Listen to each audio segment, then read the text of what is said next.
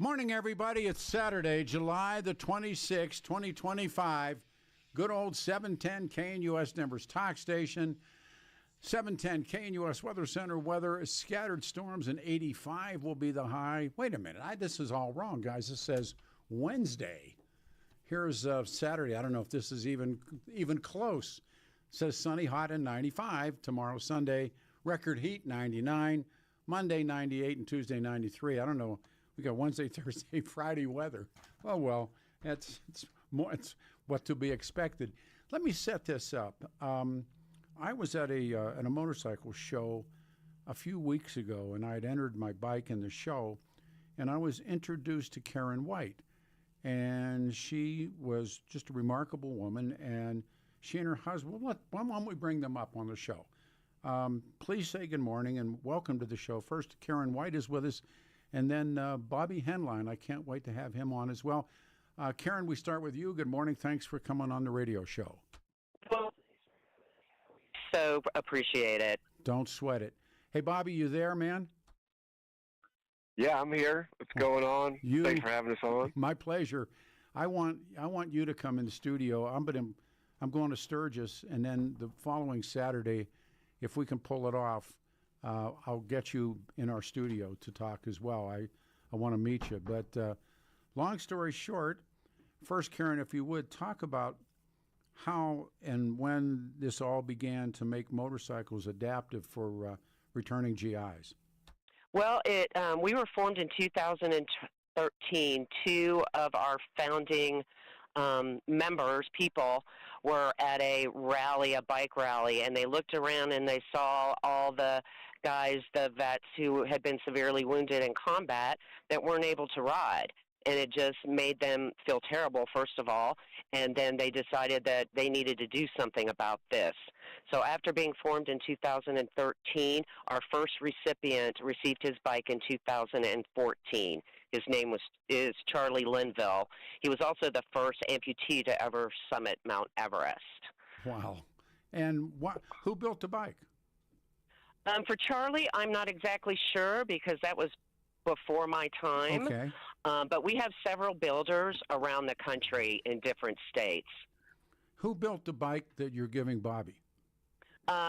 Billy Hallman from Outcast Cycles in La Junta, Colorado. Sure. This is his second bike build for us. He did one last year, and he'll be doing another one for us for 2026 as well. Actually, I know him. I know his work, and he's top notch. I want to talk about Brandon at Devil's Head because they were also kicked in for this too. And Brandon has a new baby. He has a new son.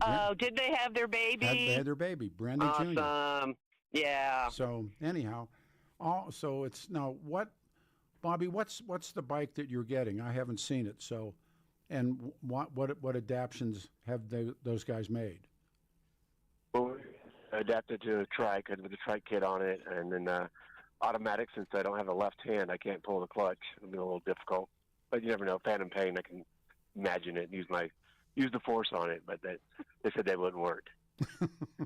Oh, wait a minute! I think I saw a picture of it here for the first time.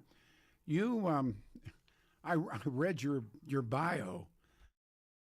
What a remarkable man you are. Would you take a second and talk to the audience about yourself? And then he's become a stand-up comic, which my admiration is amazing. So, Bobby, take a minute, if you would, and speak about yourself. Yeah. I originally joined the Army at 17 years old. I was in Desert Storm and did 3 years of military, got out, thought I was done, started a family, and then just after I turned 30 years old, 9/11 happened. And I knew I couldn't let that happen to my country and not do anything about it. So I was back in basic training the next month, October 31st. At 30 years old, went back to basic training, jumped school, did 3 more tours to Iraq. And then on my 4th tour, my Humvee was blown up by a roadside bomb. I was the only survivor out of the 5 men in the vehicle. And just going through everything and therapy, I burnt over 38% of my body. My head was burnt to the skull. Eventually, they took my left hand after 2 years. And I just knew I had to keep living for my angels. I had to keep going. And I used my sense of humor to get through it all. And eventually my occupational therapist said, you got to try stand-up comedy. Like, there's no way that's going to work. I can't go to the general public and tell them I got blown with my rack. Isn't that funny? Right? They don't have that dark sense of humor that we have. They want to help us, not laugh at us. But she kept bugging me, so I went to go prove her wrong 15 years ago. And so I'm still trying to prove her wrong today. Well, I just from my reading I read about you last night, you made your debut, and this was in August 2009, and you walked out on the stage. Were people expecting you to be this guy that walks out and begins to perform? Right. No, you don't go to a comedy club and expect Freddy Krueger to walk out and tell jokes. That's funny. Yeah. So I understand that. So I just kind of take my time, like take 10 seconds, kind of stare at the audience, let them feel uncomfortable for a minute. Yeah. And then just whisper into the mic, you should see the other guy. Yeah. And it kind of puts him a little bit at ease there, and I slowly bring him in. I know some laugh right away. Those are usually the veterans in the audience. Yeah. No, it's amazing. Bobby's been burned very badly, and I love the line Freddy Krueger comes out and starts doing jokes. But I mean, you're the man. Anybody that's got, you got the heart of a lion. I want you in the studio. I want to be able to help. But so now, are you traveling like a lot of comics? Traveling, comedy, motivational speaking. I got my own nonprofit trying to help other veterans. I know first responders too, that they're going through something, maybe even something that I learned that helped me, that I could share that with them, or we could share with each other at retreats. So that really helps heal stuff. And of course, Combat Hero Bike Build, we know bike therapy, wind therapy is amazing. A lot of us rode before. So just doing that connectivity through everybody and bringing us together and making sure we're not alone. Promise me, yeah. You and I will ride together. I mean, I'd be honored. We could definitely ride. Yeah, and but you started traveling and speaking, and I mean now, and I understand, and I haven't seen it, but I understand that there's been a number of films done on your work, and I mean that's big time. That's really big. Yeah, time. There's been a few documentaries out there, and that led into some acting gigs. I got typecast as a wounded veteran, so they always make me play a wounded veteran. Yeah. Except for one time I got to play Pyro Polly, which I made bombs for the mob, so that was awesome. Well, love that. Where's I don't even know. Where's home for you? I live in Kentucky now, for now. All right. when we're home. Right. We get run out. And, yeah. And how long were you in after you were hurt? How long before you were discharged? So, 6 months inpatient, 3 years total recovery. I was injured in 2007. They finally medically retired me in 2011. So when do you pick the bike up? Today. That's what I Today at 3:30. Oh, man. Ish. Where, Karen, where's the transfer going to take place? Karen, place. We will be having the unveiling at May Farms in Byers, Colorado. Oh, I know where that is, too. Man. Yeah. They've been doing this event to benefit Combat Hero Bike Build, and the I-70 Chamber of Commerce handles the poker run, which ends at May Farm, and they've been doing this for us for the last 4 years. This will be our second unveiling for this poker run, which is awesome. We couldn't be more happy. We're going to always do an unveiling out here at May Farms every year from now on. Bob, how long are you in town for? We've been here since Thursday because we're also having our first ever recipients rally. So we have 5 previous recipients here we've all been hanging out and doing rides and things like that. And I forgot the question. No, and then we all leave on Sunday. I'm going to see the bike. It will be, pictures are finally going to be taken. No, I haven't even seen it. This is actually my old Street Glide that has been adapted for Bobby. And I haven't seen it either because I always want to kind of be surprised at the unveilings thing. So there will be pictures posted on our Facebook page, which is The Real Combat Hero Bike Build. Oh, man. And on our website, which is all spelled out, combatheroBikeBuild.org. Do that. Say that one more time, then I'm going to go back to Bob for a moment if I can. So Give the web again. The website is combatheroBikeBuild.org. One more time. Let's do that. Third time. So third time's the Okay. charm. All right. It's All right. combatheroBikeBuild.org. now across the country from again, I was reading about you guys last night. You have different builders build different bikes. So are they all Harleys so far? Mostly, I mean, there have been some Hondas, but mostly, Harley has their reputation. Oh, yeah. So that's what we try to get for our recipients. Does the motor company help you at all? They have not to this point. Yeah. I think Billy was able to get some parts or some things from Outpost Harley Davidson in Pueblo, which we appreciate. We're such a small group of people. There's probably maybe 10 or 12 of us in the whole country. Wow. That try to fundraise and get donors and things like that. So we don't have a brick and mortar building. We all are volunteers, and we just do what we can in the states that we live in. And then we, go out and we have unveilings all over the country. Yeah. So we've been averaging now for the past 3 years, 6 bikes a year, which is incredible.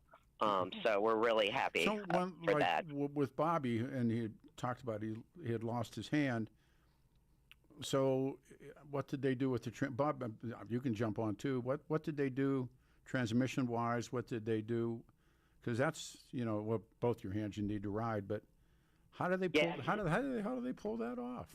I wish I knew the mechanical explanation for you, but he basically will be using, he can use foot controls for shifting and for the rear brake, and then his right hand will handle the front brake, right hand, brake and throttle.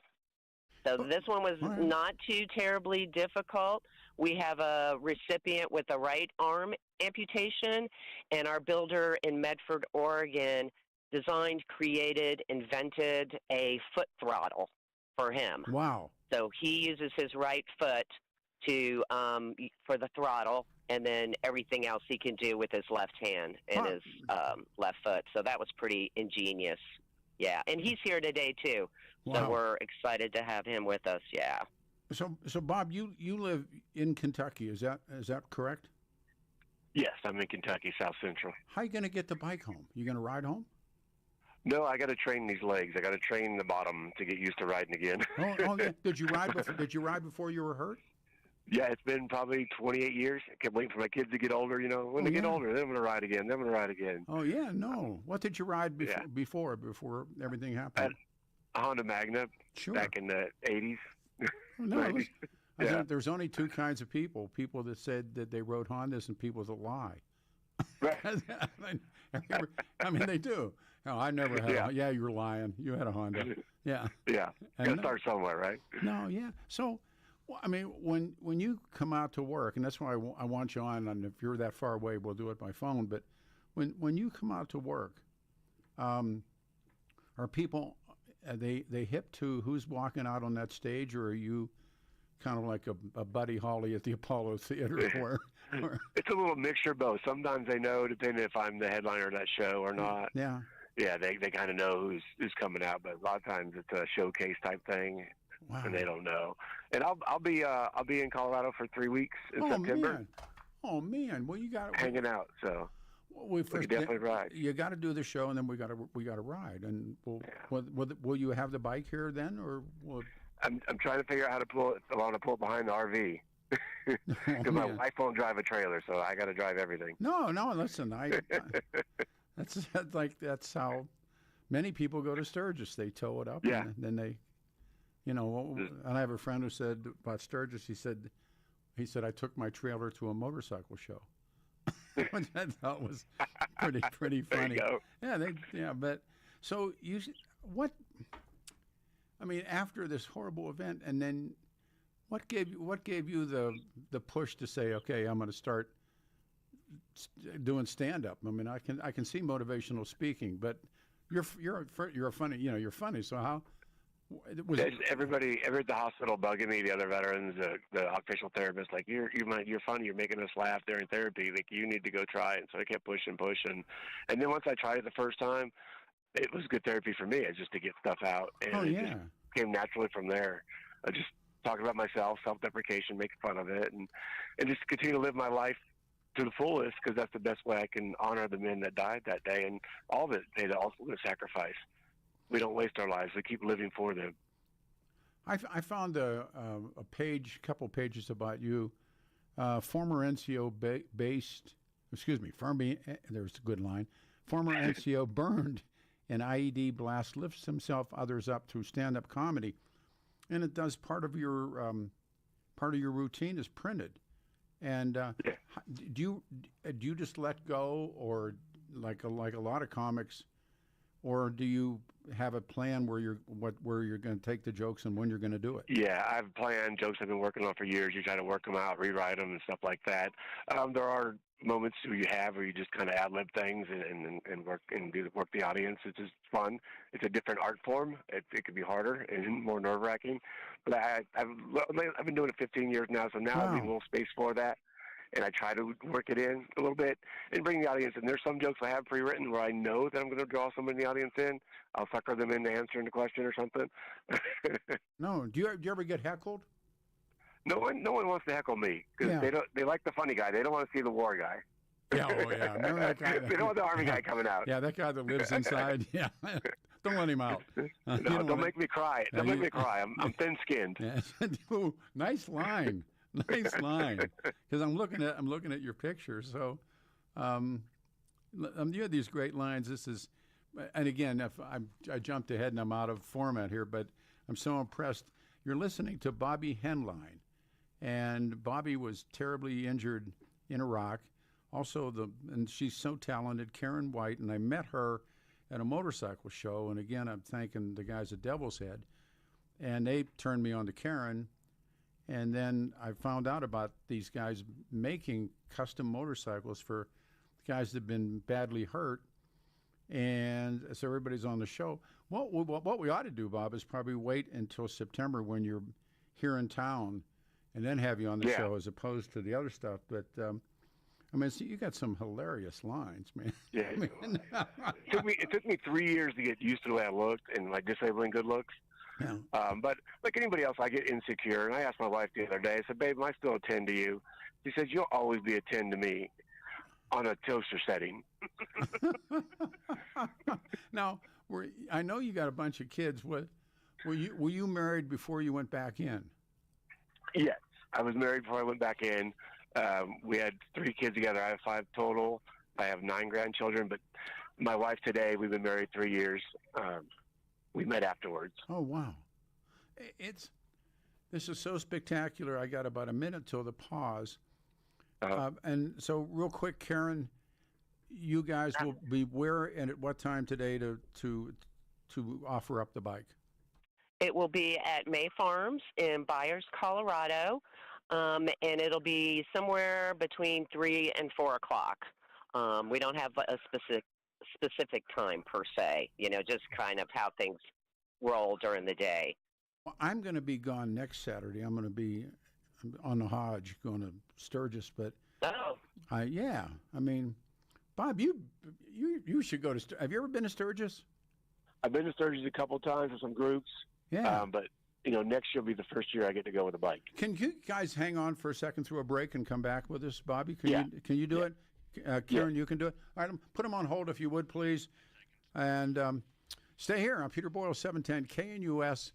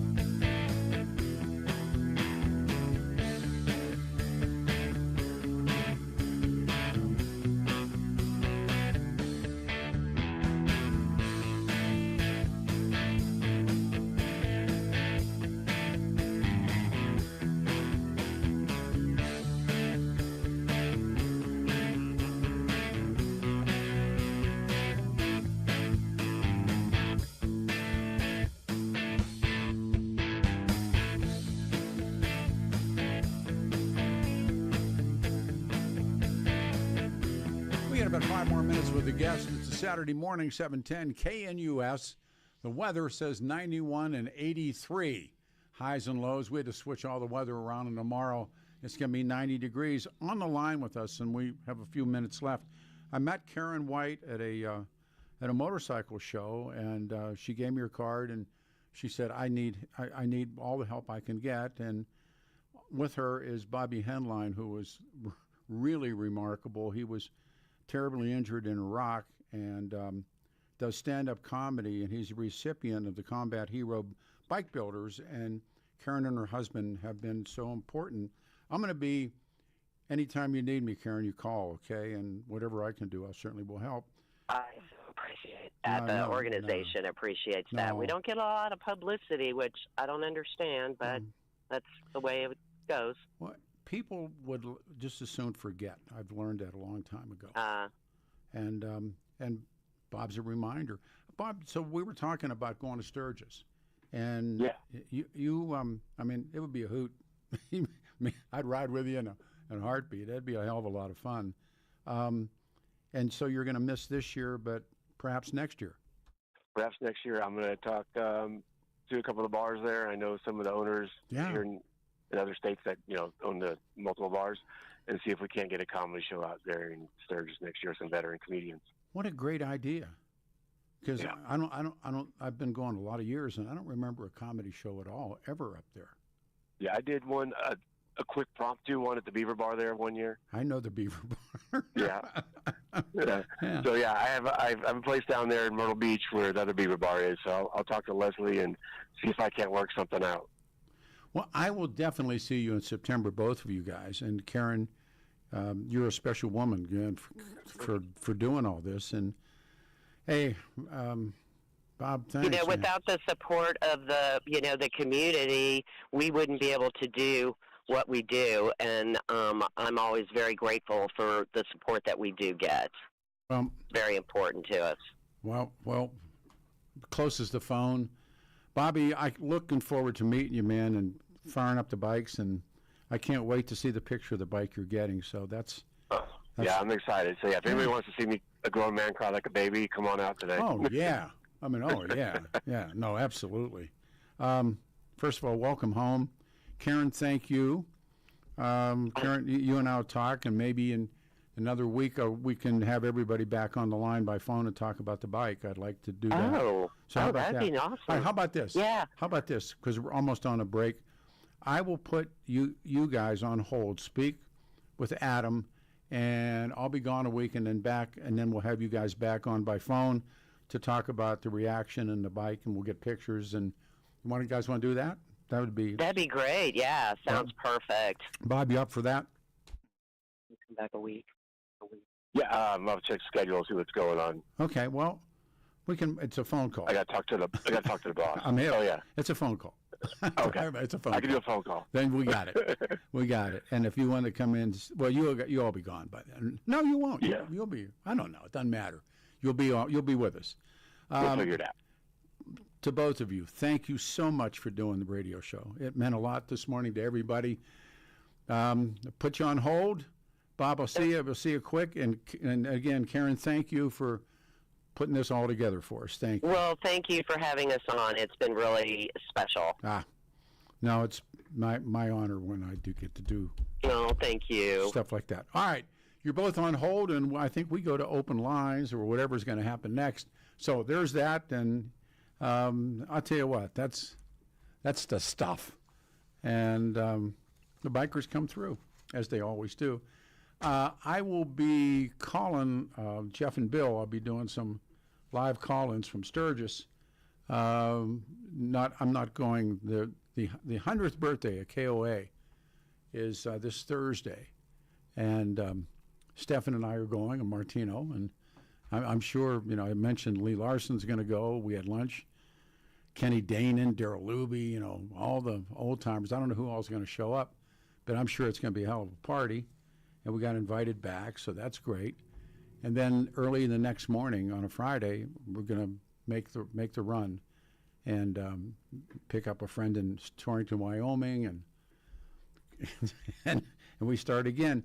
Now, coming up, As you know, the Hulk Hogan passed away, and there's so much more to all of that than what Hulk Hogan meant and how he changed everything. And I worked in pro wrestling. I worked for Vern Gagne back in the days before steroids. And actually, Billy Superstar Graham, if you remember that name, was the first guy I knew that they called it the juice or the gas or vitamins, which was interesting because they would talk when Hogan would always say your prayers and take your vitamins. Well, one of the code names for steroids was vitamins. And so Jonathan is like, when I would go to company events, and of course his wife's Deborah, and I would sit with Jonathan. We would talk all about pro wrestling, and I'd say, man, do the show. Come on, do the show. Come on, do the show. And with her schedule and his schedule, he's going to come in studio. He'll be here. I don't know what time it is. What time is it? He'll be here in about a half an hour. So we have a half an hour of open lines, 303-696-1971, and it is your turn. I'm looking forward to all of this, and some of the friends of mine down at Devil's Head gave parts to the Spike. I can't wait to see it. And if you go online and you see what they've adapted motorcycles to be able to do for these guys, it's incredible. I mean, it really, really is incredible. And you want to take a look at them, look at their website. They got all the bikes there.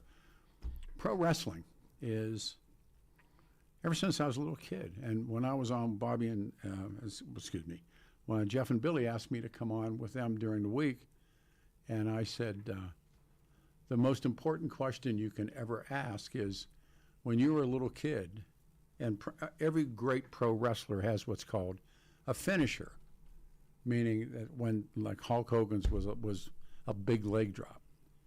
What was your finisher that you put on your brother? And mine was the claw. And who didn't give the claw? I mean, the claw was like the favorite thing for anybody to give. And we grew up with the crusher, and later I got to work with the crusher. But the crusher gave the claw to your stomach.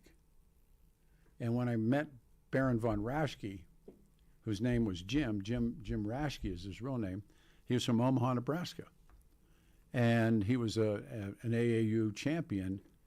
And so I do a radio show with him when I first started doing those guys on the air, and he stayed in character.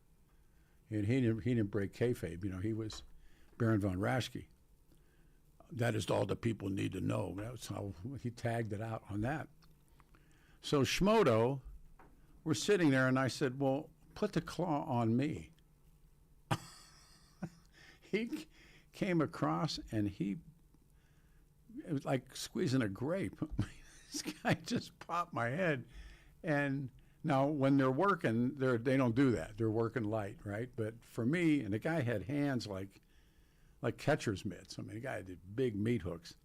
He slapped it on me, and I came out of the seat. And, he's looking at me like, you want some more? And I'm, no, it's okay. But that was the finisher. And Adam, what was your finisher on your brother? Do you remember what the finisher was? Oh yeah, figure 4 leg lock. Oh, you put the Ric Flair on him. Oh yeah. Actually, the Gagnes did that too. The figure 4 was like, and the figure 4 is real. And you watch an MMA when they really lock it on. When you watch the Gracies or somebody get inside, ooh, they're going to break your knee. They're going to snap your knee. And, oh yeah, a lot of memories watching wrestling and then trying it out on my brother. Oh, of course. And I had 2 brothers, and so the 3 of us. And my father, like a lot of people's father, I think, hated pro wrestling. But there were guys in the neighborhood, their dads loved pro wrestling. My grandma, and of course the local hero for all of us was Bruno Sammartino. And Bruno was real, man. Bruno was from Pittsburgh. And we watched Bruno. It was like, that was real stuff. That wasn't like, I know. And what happened, and Jonathan will explain it, was when they finally went into court and on the steroid trials, and Vince had to admit that it was kayfabe, that they were working. They weren't shooting, they were working. That's the difference between a work and a shoot. And McMahon had to cop to it that it was, and he broke kayfabe, that it was planned. And when that was planned, and then it just, but if you look at, and this is one of the things I want to talk to Jonathan about, I can't wait for him to get here. And when those guys, when they went through the steroid trials, and I'm a kid, and I'm working for Vern, and well, why don't we just take some calls? We can tell those stories later. We got time for calls? Okay. It is 9:34. We start with Ron in Inglewood. Ron, you're on a radio show Saturday morning. Good morning. Good morning, sir. How are you? I'm really good. Thank you. What an uplifting show that way. Oh, that guy, I'm telling you. Whoa. Whoa. That's just incredible. Yeah. I really enjoyed listening to it. I do have a wrestling story, but I also, I rode a motorcycle, 250 Yamaha from Tijuana down Baja, California in the late 60s, north of Cabo San Lucas. Then we got on a freighter and went across the Gulf of California to Topolobampo, and then rode the bikes up to Mexicali. Ran out of money. And I have pictures of that. Sure. On my 250. Sure. But when I worked for a company that was in Stamford, Connecticut. That's the home of it. Right. And we would stay at that hotel. One night, we were in the bar, about 20 of us, and guess who's sitting at the bar? Could be anybody. It was the big guy. Oh, Andre the Giant. Andre the Giant. No one was at the bar, and the waitress would say, "Go sit down. I'll bring you your drink. Do not come here." Mm-hmm. She just brought bottles of booze and put them on the coffee table in front of us and said, "We'll settle up later." People would want to go up to him, and nobody knew what his reaction was going to be. And he drank. I mean, he was in pain. That I don't know what that disease is called that he had, but from the growth. That's right, and he, according to everybody, and again, Jonathan will talk about it, but he was masking pain, and he could kill it, but you had to leave him alone, leave Andre alone.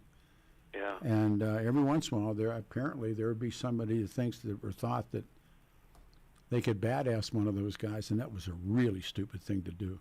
Yes. Really stupid. My roommate was a wide receiver from the Dallas Cowboys, tall, big guy. And when I walked in, I started to go towards the bar. Oh. He saw me. He grabbed me and threw me over the back of the couch. Don't do it. Before I could get near Andre. Oh, don't do it. I mean, no, he saved my life. Oh, they would wait. I mean, every once in a while, when again I was the ring announcer and the timekeeper and that stuff. But then I did some TV with them. But every once in a while, somebody, and they're usually cooked, would want to get in the ring and roll into the ring. Oh no! And I saw it maybe 3 or 4 times. And as soon as they did, both wrestlers would turn on the guy. And it wasn't like just the bad guy would do something. The good guy and the bad guy would work this guy till they got him out of there. And no, that was a really stupid thing to do. And there's all these great stories about people that decided they wanted to take on, Andre's goes without saying, but he just tries, somebody else. And what about a bunch of, incredible memories for you about those days. Oh, they were great. I mean, good side and bad side, but that's unbelievable. Yeah, I'm anxious to hear what he has to say. This guy's wonderful. I mean, I've been trying to get him to do a radio show, and he sent me a text when it was announced that Hogan. He actually knew Hogan, worked with Hogan.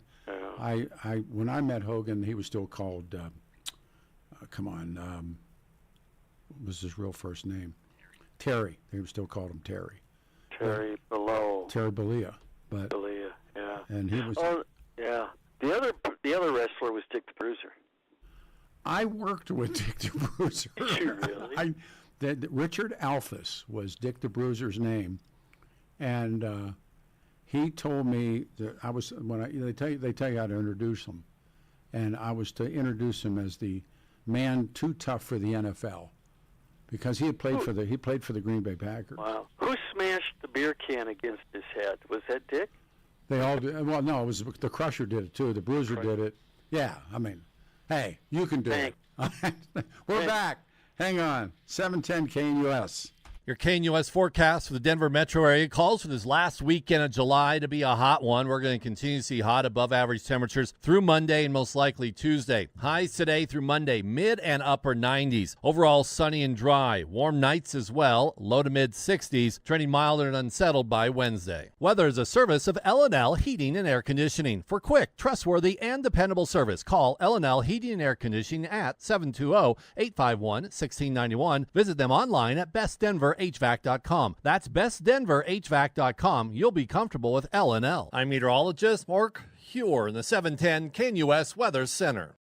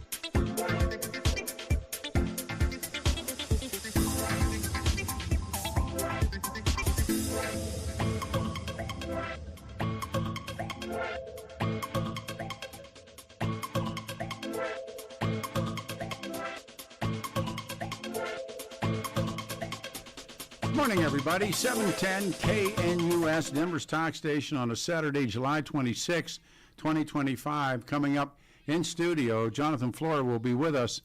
I think it's a marvelous show today, given the opening act that we did with those Karen White and Bobby Heinlein. Man, that's just the good stuff. While we're waiting, Danny Kaplis' law firm, and Danny suggests, and he's certainly right, you choose a lawyer who shares your values because who you choose to represent you in an injury case says so much about you and everybody involved in the case. And we talked about Dan's dad was a Chicago cop, and talked about his mom and growing up, and believed to be the only attorney in Colorado history to win 5 straight multi-million-dollar jury verdicts in Colorado crash cases. Dan is believed to have won the largest truck crash verdict in Colorado history. Dan Kaplis Law, the official law partner of the Denver Nuggets, Colorado Avalanche. Dan Kaplis Law, serious firm for serious cases. I've told the story many times about family was going through some things, and we needed to listen to legal advice. We needed that man, and I worked with Danny, knew Danny, trusted Danny, and went to his wedding, and I'd seen so many things, and I said, all right, I'm calling Kaplis. And it was the smartest thing. So if you're tied up, come on.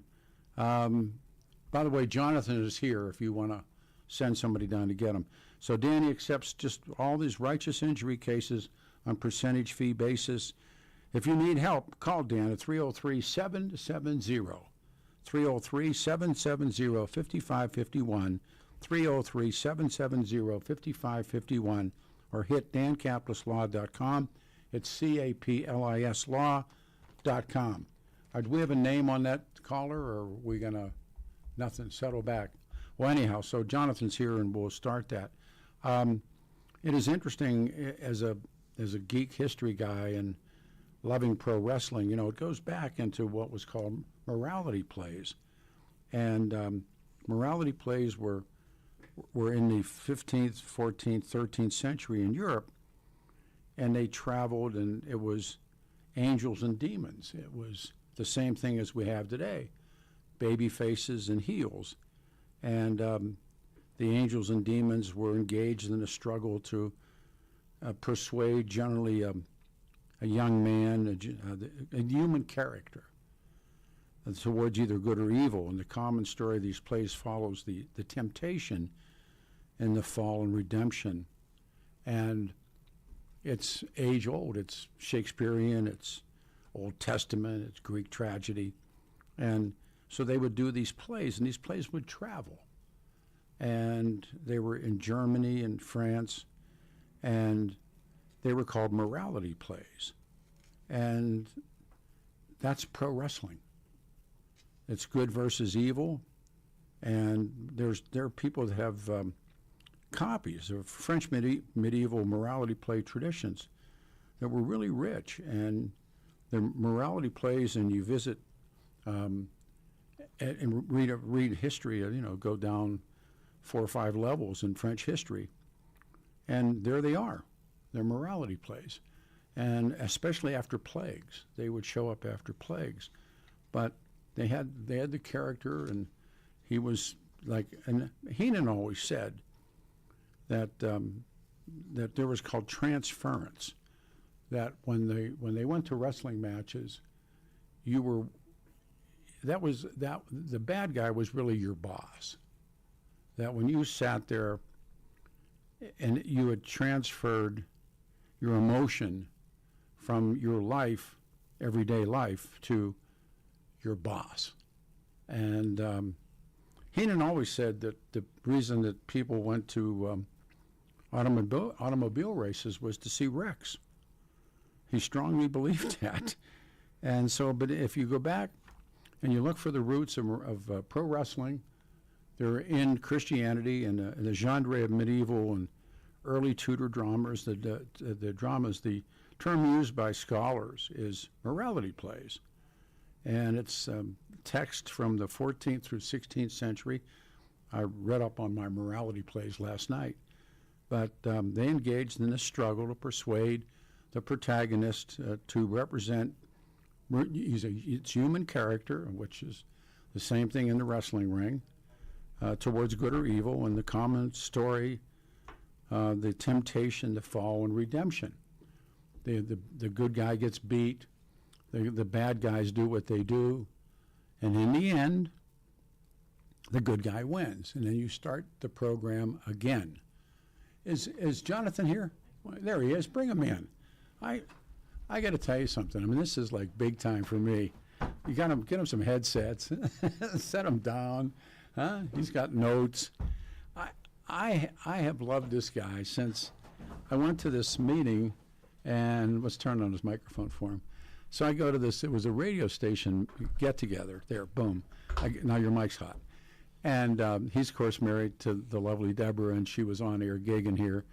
And I went to, I don't know what party it was, Christmas or I don't know, something, or a get-together. And so this guy's there. So thanks. Man, it's so good to see you. Oh, so wonderful to see you. So I don't know if it was your wife told me or somebody told me that you had worked for Vince. Mm-hmm. So without further ado, your life in pro wrestling. I mean, were you with Disney first? That's a loaded question right before we go to break, huh? Yeah. I can't do it in now 2 we minutes. break. Well, it all began as a poor white child. That's you right. know? It was, it was a turn of life that I never thought I was going to do. Disney came years later, but believe it or not, it was some of the skill sets that I learned at the WWF that I took to Disney by getting behind the camera and starting to shoot promotional items, in-program content, Ultimate Warrior holding up a Mountain Dew cooler, all kinds of fun things. I learned talk radio from those guys. Well, you talk about guys that can turn it on and turn it off, and they don't usually get a take two. They throw it out there and it sticks. It sticks. Were you involved in interviews and doing that stuff? Well, I was during some of the early WrestleManias and then the pay-per-view events we had. Okay. I started doing, this is when the call-in lines were getting good. You bet. And it was one more way to get a few more pennies from, the viewers. Mm-hmm. And so I would do the quick little intro and then hand the mic to, hold the mic in front of Hulk or Macho Man, and they'd do their 1-minute spiel. Yep. Then I would do the rap, and we would do those. So that's about the closest I ever came to interviews. I was a director of marketing with them. And also with a lot of, content for product. Did they ever ask you to book, to be part of booking? You're no, smiling. You never booked. No. But I had a very interesting relationship with the boys because when I first got the gig there, they said, whatever you do, don't try to be one of the boys, which are the wrestlers, and because they do not trust the suits, which were us. But at that time, I worked out quite a bit. I was like 6'2", you're a big guy. A better built 230. Yeah. But next to these guys, I was a shrimp. Oh. But when we would go on the road, I would be training in the same Gold's Gym as them, and I started creating that bond that I was able to kind of really walk two worlds because I earned their respect. I said that when they said to me the first time, you think you can do the ring? And I told the story 1,000 times, and I did the ring, and they still hadn't. They called smartening you up. Yeah. And I hadn't been smartened up. And then the next time I did the ring, I saw the ref slip the blade. Oh yeah. The ref takes out the blade. The referee. Mm-hmm. And he slides the blade on top of the canvas while they're down on the ground. And I said, the ref's in on it. Well, you remind me of a fun Johnny Carson episode where Hulk had come on shortly after Rocky III, Thunderlips. And Johnny's just sitting there looking. I mean, the scale is like this, but Johnny's sitting next to Hulk. Yeah. And Johnny says, you're big. He goes, I wish I had anything on me that was that big. Well, yeah, I mean, but did Johnny ask him, he goes, so is professional wrestling fixed or is that a bad question? Hulk just looks at him and says, that's a bad question. Very bad. And Johnny's like, okay. Was it Richard Belzer he dropped? I don't remember Hulk doing. I know somebody else got jack slapped in the hallway. Well, that was, come on. He's a bounty hunter now. I think he might have passed away, but yeah, he slapped, what's his face? Oh, yeah. Ruptured his eardrum. Oh, Yeah. all right, we can. This is what I've been waiting to do this show for 3 years. Jonathan's here, 710 KNUS on a Saturday morning. I'm Peter Boyles. Hang on.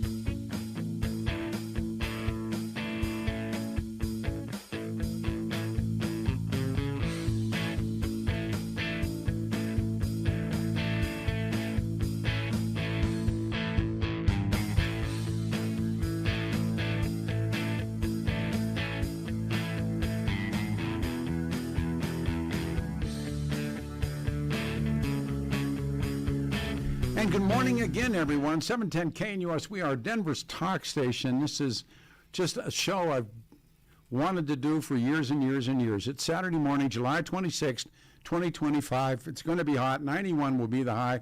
And again, 95 on Saturday. On Sunday.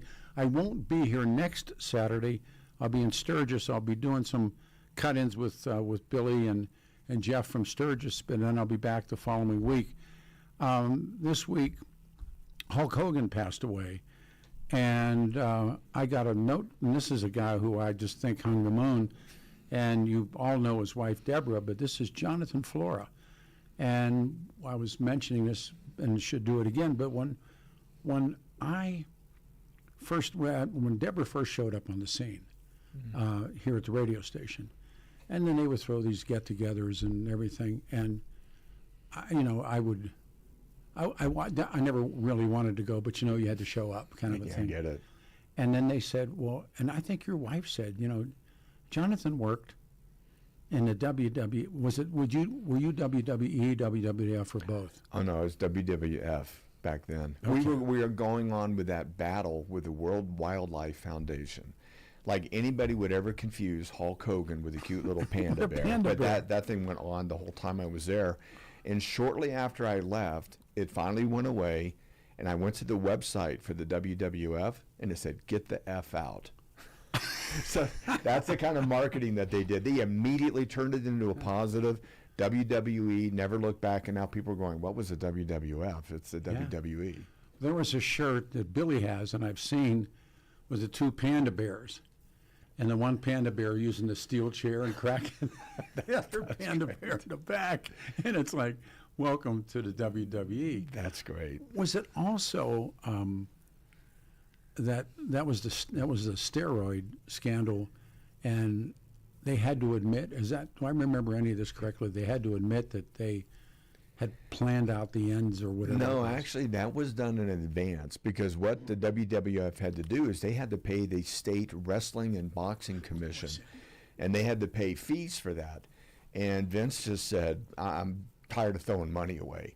So that's where the term sports entertainment came up. Okay. And so they went in that they were men in mock combat with a predetermined outcome, which they tried to pin it on. But Jimmy Hart was always the voice of reason, because some people said this will be the death nail, you'll never recover. And other people go, see, I told you so. Jimmy Hart said, if you're a believer, it doesn't matter. There you go. If you're a non-believer, it doesn't matter. Doesn't matter. And so he ended up getting everything deregulated. People made noise about it for about a day and went away, and they never missed a beat. See, I was a kid. We'll talk about marking, but growing up in Pittsburgh, we were marks.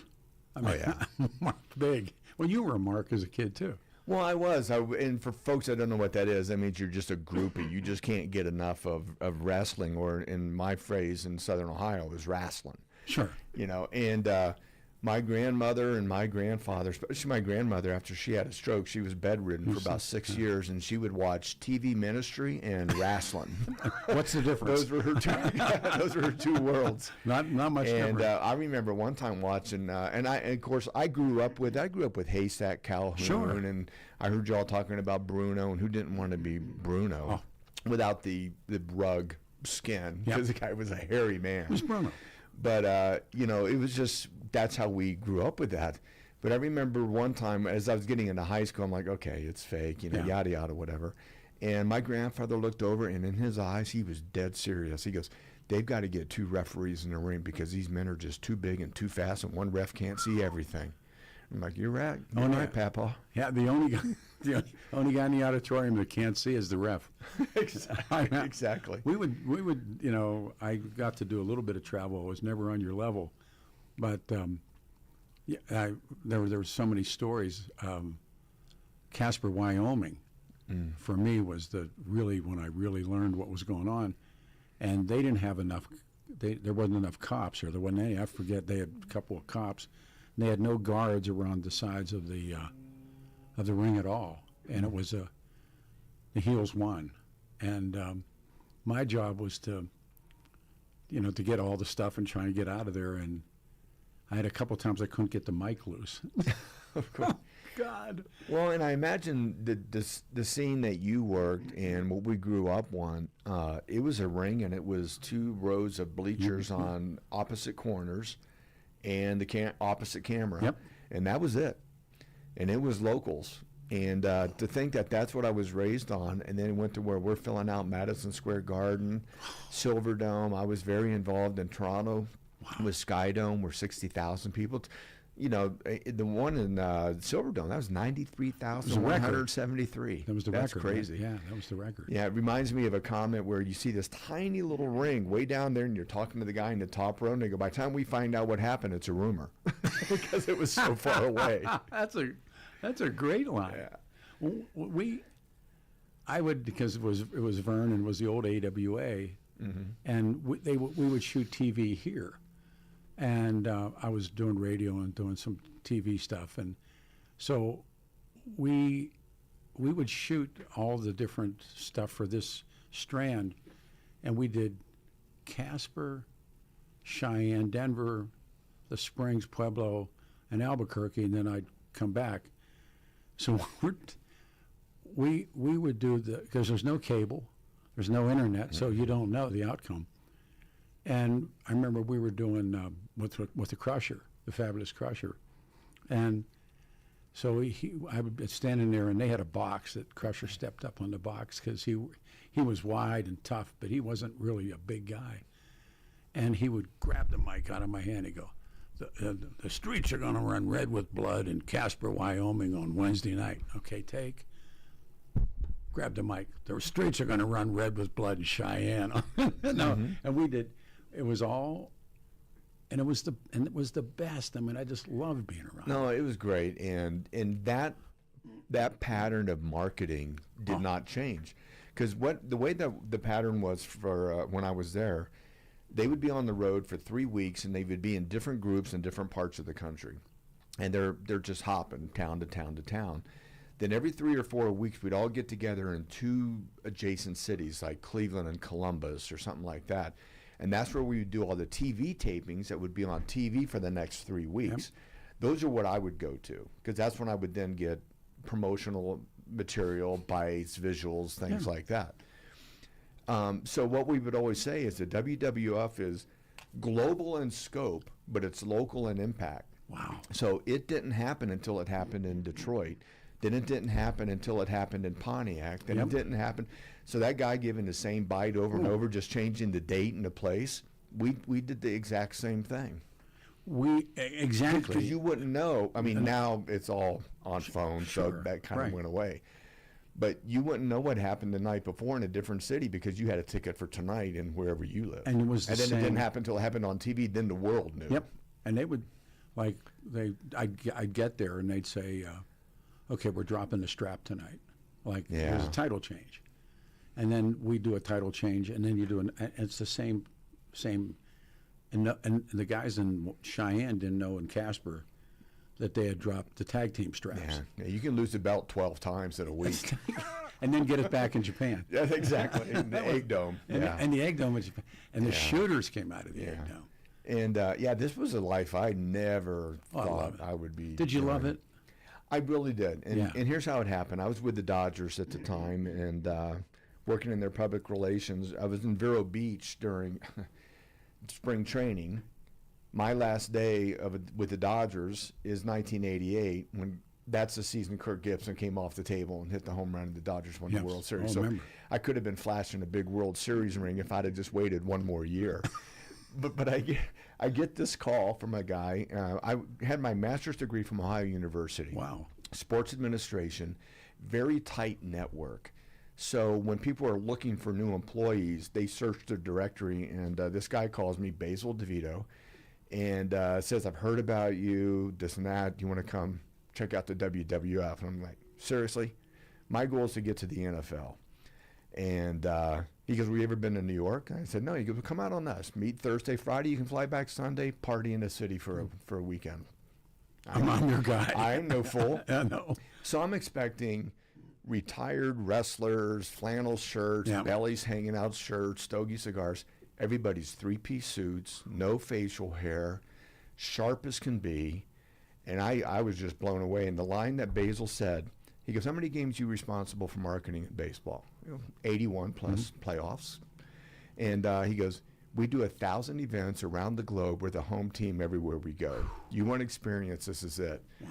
So I go, well, I actually would like now to submit my name officially. He goes, oh, no, we're offering you the job. And I go, well, I'll get back to you. Monday morning I called and go, I'm in. Oh. The harder call was calling my dad. And telling him. Because now, Dad, I'm going to the WWF. He goes, what? I go, I'm going to the WWF. He goes, oh my. Because I'd completely been turned off by it. Those 6.5 years, that's where I learned to market. That's where I went to marketing school. Absolutely. I developed production skills that I later turned into Disney, which I never thought I'd be working at Walt Disney Studios. But it was a really fun, interesting life. They really got it. Yeah. I mean, they really understood it. I told the story. Bobby Heenan was the guy that... Bobby the Brain. He took care of me, and for whatever reason, steered me. And we're shooting promos at the old Channel 2, the bunker down there. And there was a guy called Harry Vallis, and he had color time TV. And he rented TVs and stereos and furniture. And so Heenan's watching, and I'm thinking renting furniture, but of course, so we do the promo, and Bobby says, what they call them 9 to 5 lifers, or some put down, you're sitting at home right now on that rented furniture. I mean, he had picked it up that quick. He was that fast. They were good. Oh.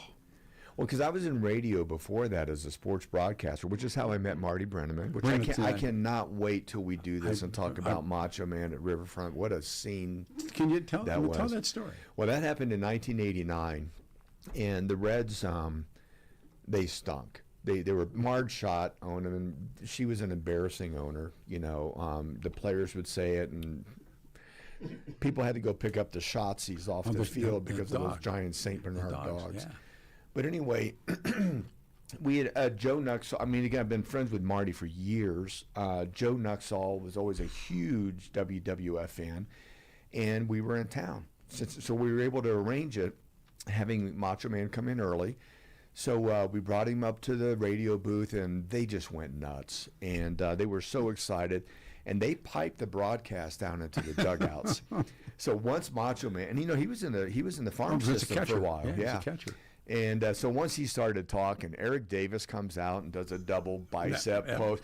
Nobody's paying attention to the game anymore because Macho Man, they're all trying to look up at the booth, and he's got his glitter cowboy hat and vest. And again, we could just go on and on about Macho Man.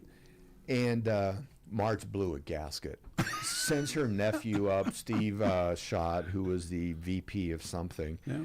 He comes up huffing and puffing, bursts into the booth, and demands that Marty take Macho Man off the air. No. Marty gets up. We go into the hall. I mean, they went into the hallway, and I'm following. Yeah. And this poor guy stomping us, and Marty just laid into him. This is the most excitement we've had here in 2.5 years. Don't you ever come in here and tell me what to do in my booth again. They had a little sit down the next day. Marty walked out. He won. Cleaned it up. But it was, and it made the newspapers everywhere. That was heat you couldn't have purchased. I never worked around him, so I never worked for him. What was he like? I mean, I've read so many stories, I've seen. We talked about that story, the series, Mr. McMahon. Yeah. I thought that was great. It was good. It was good? Okay. Yeah. I mean, I'm drawing a blank. Bruce Pritchard. Yeah. Who played Brother Love. Brother Love. Yeah. Thank you. He was in there, and they talk about they bring him back toward the end of the season, and so he had already seen some episodes, and he was not happy with it. But when you look at it, there was a lot of that there, and a lot of it in that series takes place after I left. But there were things going on that, behind the scenes, power begats power. Vince had taken WWF with the help of Hulk. I mean, Hulk carried that on his shoulders. He took wrestling to an entirely different level. Yes, he did. Because as you know, it was all regional, they all had gentleman agreements. Yep. When our stars got saturated, we'd swap our stars, and so now you got new heat and coming up where it is. And with the with cable coming on, and then eventually pay-per-view, Vince is like, you know what? I'm going to buy up the talent. He saw it. And he brought it. He was ahead of the curve. Yeah, he saw it. Just like the buggy makers were not happy when the auto industry came around. Vince took it to the next level. He saw it. I mean, you have to. And he took it. I mean, it got to the point where the top 10 pay-per-view events, 7 or 6 would be WWF, and the other 4 or 5 was a Mike Tyson fight. That's how much it was dominated by just 2 parties for a while. And the guy that really gave me a break and brought me in was Vern Gagne, but Vern didn't see it. Mm-hmm. I mean, I was back doing well on radio, and I pulled away, but Vern did not see it. And you look back and read the text to read the histories. They hated Vince. Mm-hmm. I mean, hated him. Well, because even if you did see it coming, you didn't do it. That was the second part. Good. And Vince saw it and did it. Man, because... And everybody's been chasing him ever since, and then obviously Turner got involved, and that created a better product. Nothing works in capitalism better than competition. Agreed. You get a better product. Yeah. And because when I was there, it was the finishing of what they called the golden era. Yep. And then kind of then to the next generation. You alluded to the steroid thing. That was brought on because of the World Bodybuilding Federation that they launched and lasted about 2 years. And it was that doctor in Philadelphia that destroyed the WBF because can't have bodybuilders without steroids. The juice. And then you've got people like Hulk and Ultimate Warrior, and we saw them physically get smaller. Jonathan Flora is here, and I just adore this guy, and I've wanted him to do the show for so long, and worked for Vince, worked in the WWF or WWE, and the first time I saw anybody do steroids, although I later find out that a lot of the NFL players are doing steroids and all kinds of people, but superstar Billy Graham, and whose name was Wayne, and I can't think of his last name, but they called him Wayne. He went to Japan, I think New Japan, or worked for Inoki or did something. And he was gone, and he was an attraction. They brought him in, and he came back from Japan, and he was, really had big arms, but he had all the zits on his forehead, and and Bobby Heenan said to me, "Don't leave him alone. Don't say, hey, how are you?"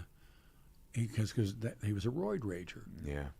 And so just stay away from him, and I did, and then. More and more guys are shooting the juice, and it killed them. I think. Well, and I wondered if we were. I know we'll get into that at some point, but the list of the guys that have died in their 50s and from heart attacks. Yeah, and we know that's what it is. And these guys, like I said, I was 6'2", 230. I was a postage stamp next to these guys. They're 6'7", they're 300 pounds, doing things gymnasts do. Yeah. Their bodies are beat up. So not only did they need it for their size, they need it for recovery and healing. Yep. And those guys they called it vitamins, and I remember them doing takeoffs behind Hogan's back saying, because he would say, "Say your prayers and take your vitamins." Yeah. Well, they called them vitamins. Yeah. They called the juice vitamins. Yeah. I heard music. I got to turn it around. This is just an absolute dream come true. Jonathan Flora is here. I'm Peter Boyles, 710 KNUS. I'm off next week and I'll be back. Saturday morning, we'll get the calls in here pretty soon. Stay here, 710 KNUS.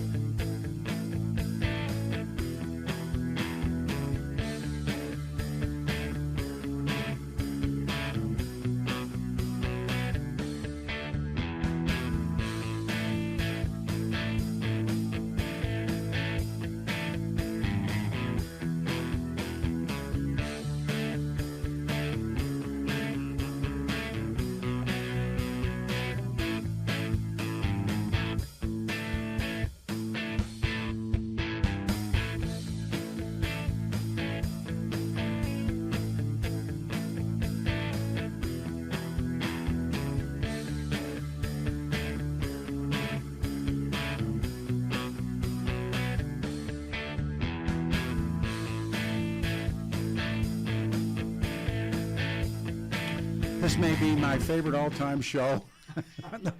710 KNUS, Denver's talk station on a Saturday morning, July the 26th, 2025. It's going to be really hot today, hot tomorrow, and it's all predicated on the loss of Hulk Hogan, but it is incredible. With us is Jonathan Flora. Let me tell you real quick about our friends at Water Pros. Water Pros cares about the quality of your water. You can remove the forever chemicals, microplastics, and hard water with Water Pros. Now, they give you a gimme. It's a free one. Come to the house, test your water. The whole water softener and a point of reverse osmosis drinking water systems fully installed. But take them up on this. Start the process. Go to waterpros.net and sign up for your free in-home consultation. They come to your home, they test your water, and they answer all of your questions and concerns about your water.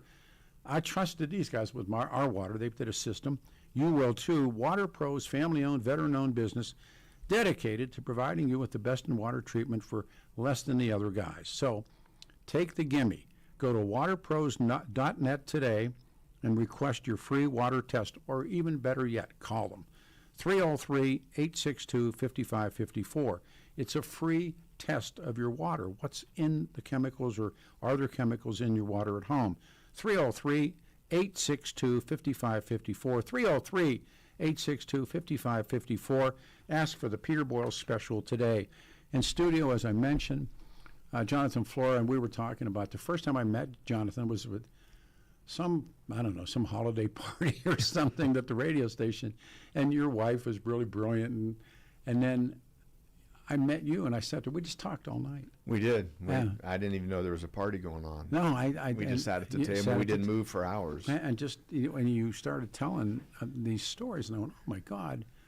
I was doing a radio show, and I always loved professional wrestling. And the local promoter was a guy named Gene Reed. And I called Gene and said, can you get me a wrestler? And they were spooked on doing interviews. They didn't want to come. I mean, if they could control the environment, they were perfect. Right. And so he sent Vern Gagne came. And I totally marked out for Vern. And I said, and the next guy he sent was Larry the Axe Henning. And I got a picture of me and the Axe. And then his kid was Mr. Perfect. And then he okayed it. And then pretty soon, in the door comes Heenan. And that was the end of it. It was like it all turned right there. And then about, I think maybe 4 or 5 weeks later, they said, would you like to do the ring? I went, would I?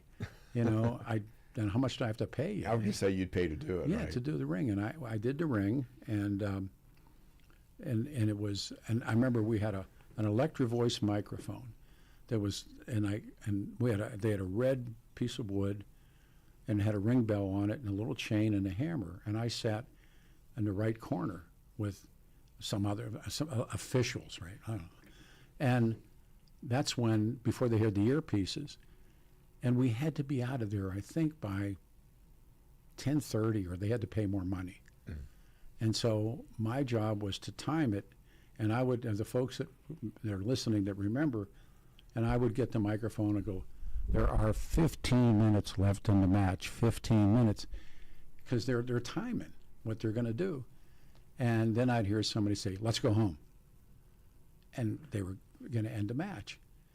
And so then everything is great. And then the final match of the evening was Nick Bockwinkel and I forget, God, who else? Ray Stevens, Heenan, and against the Gagnes, who were the faces. And it was a screw job ending, and the heels win. And the cops would protect the heels, and the faces didn't really need a lot of protection to get to the locker room. Well, Schmodo, I'm in there, and I'm trying to get the mic. It was an Electro Voice. I remember the microphone. And I couldn't get it out of the socket, so I finally get it out, and I had to pick up the ring bell and everything that was with it, and I turn around, and there's no cops. There's nobody. And I had to get to the locker room. And I thought, I'm going through the crowd, and I'm thinking, boy, their pipes must be broken. Because they're throwing stuff, beer and everything. I hope it was just beer. Well, if it was a screw job, they're thinking you're responsible. You're part of it because they're unhappy. They thought their baby faces are good guys, heels are bad guys. Explain a screw job. Somebody interferes or Ref didn't see it. The ref didn't see it. Like you said, everybody has eyes except for the referee.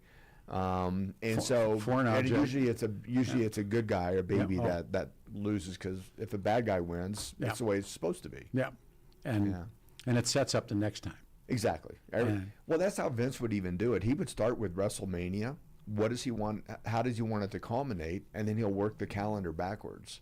And that's where he would develop all the storylines that would then lead to the big culmination of WrestleMania. We would always, when I would get there, and there'd be a big, like a steak truck, and there'd be a cage in it, the sides of a cage, and I knew what we were going to do. We're going in a cage tonight. Yeah, it's always fun. Oh. And when I was there too, because you're talking about some of these legends, I got to obviously work with all the current boys. And then I worked with Pat Patterson, Freddie Blassie, Bobby the Brain, King of Men, who was still doing a managing, and he'd get in the ring once in a while, especially when he was with Andre. And I heard your call in earlier too, talking about Andre the Giant. Boy, what a specimen he was. Did you like him?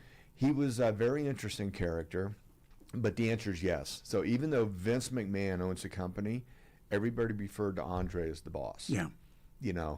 And so I'd seen him at events, and I'm in, back in the locker rooms or the green rooms, wherever they are. Because now we're getting into stadiums, so it's not like you're all packed into this little place. Massive. I remember reading a Sports Illustrated article about him called A Giant Among Us. I remember it. And it was a life-size picture of him holding a Molson beer can. It'd be like you or me holding a V8 can. Yep. And I heard your caller referring to it. And so we were in Boston. Tim White, who was one of the referees, he was also the boss's right-hand guy. He took care of everything for him on the road. And think about a guy this big. Things you and I take for granted, he can't do. He said he always wanted to drive a Ferrari.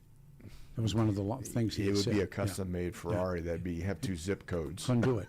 Couldn't do it. So he goes, hey, the boss wants you to come join him for drinks tonight. I'm like, whoa, that's a thing. Yeah.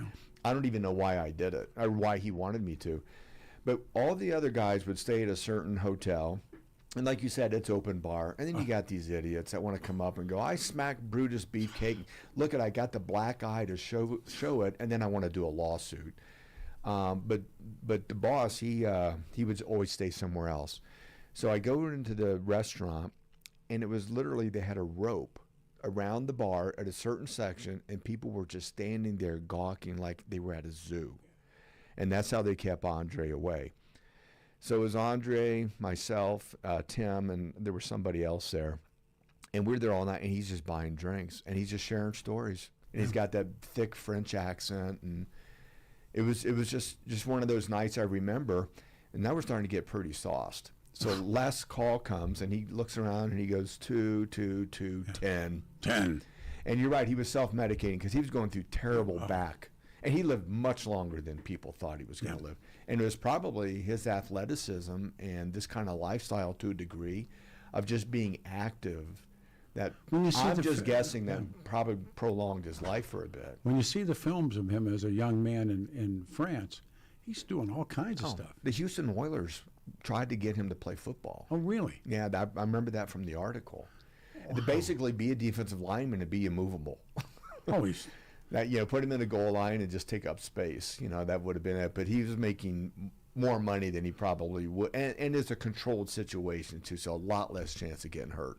I was around him twice, and they called him an attraction because Vince knew, or maybe Vince's dad knew, that you couldn't make him the champion of the world because. Mm-hmm. And so he farmed him out to, like, Mid-South or AW, and that's where I met him. And he was one night, he was in Denver and sold the joint out. Oh, I'm sure. And when he would walk to the ring, and he would step over the top rope. Well, when you're 7 foot, 500 pounds, and that night, and then what happened after finally the last call, we had to leave. We go to the bathroom 3 or 4 times. He never moves. And then the night's over, and he stood up, and he just kept going and going and going.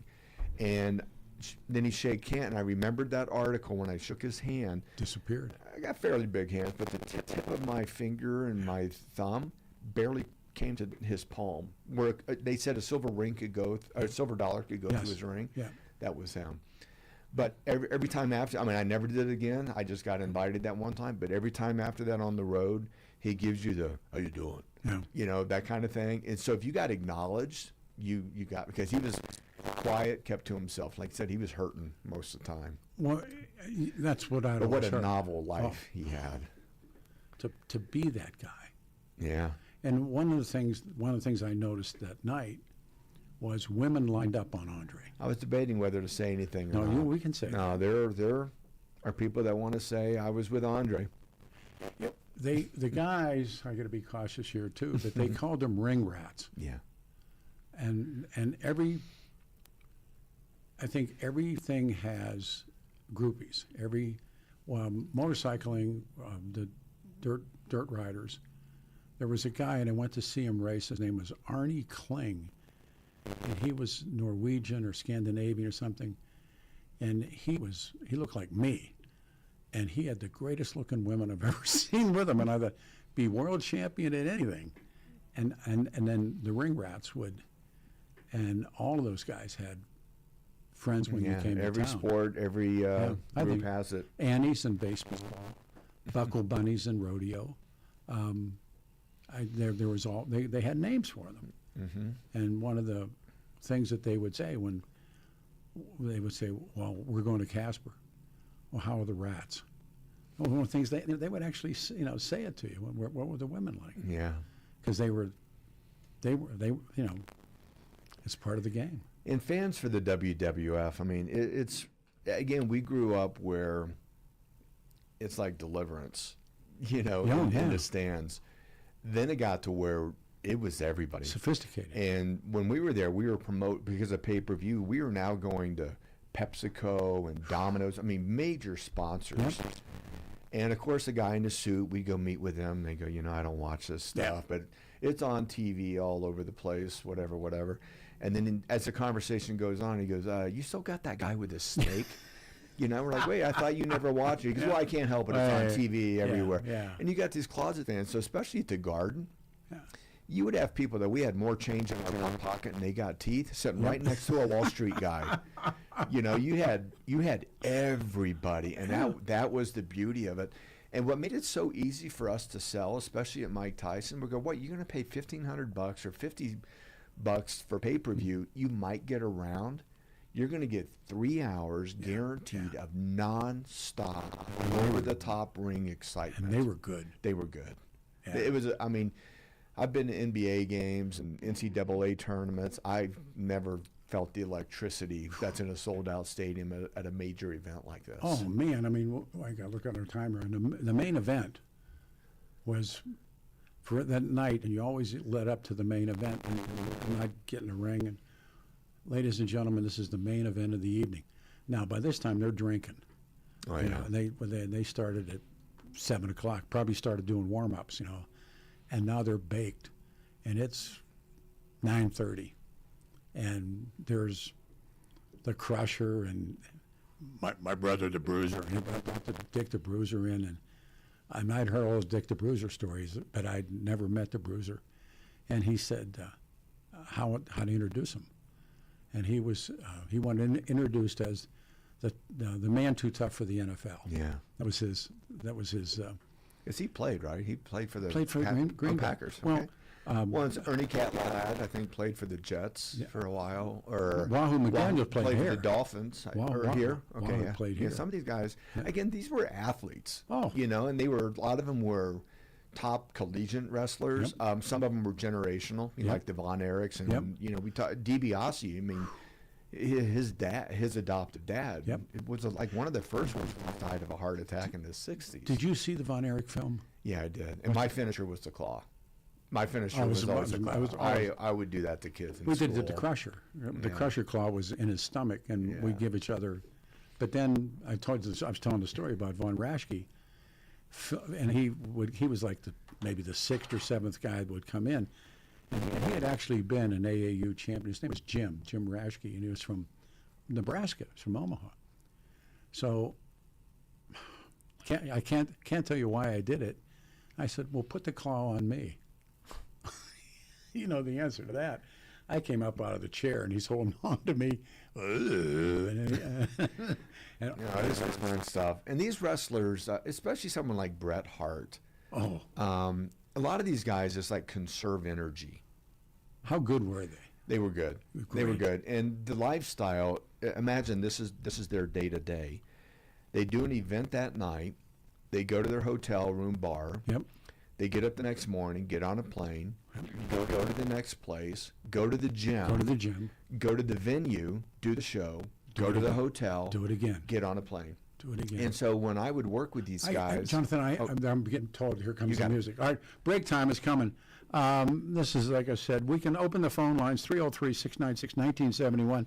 I'm hogging the guest. Jonathan Flora is with us. I've been waiting for this show for 3 years. 710 KNUS, Denver's talk station. Your KNUS forecast for the Denver metro area calls for this last weekend of July to be a hot one. We're going to continue to see hot above average temperatures through Monday and most likely Tuesday. Highs today through Monday, mid and upper 90s. Overall sunny and dry. Warm nights as well, low to mid 60s, trending milder and unsettled by Wednesday. Weather is a service of L&L Heating and Air Conditioning. For quick, trustworthy, and dependable service, call L&L Heating and Air Conditioning at 720-851-1691. Visit them online at bestdenverhvac.com. That's bestdenverhvac.com. You'll be comfortable with L&L. I'm meteorologist Mark Huer in the 710 KNUS Weather Center.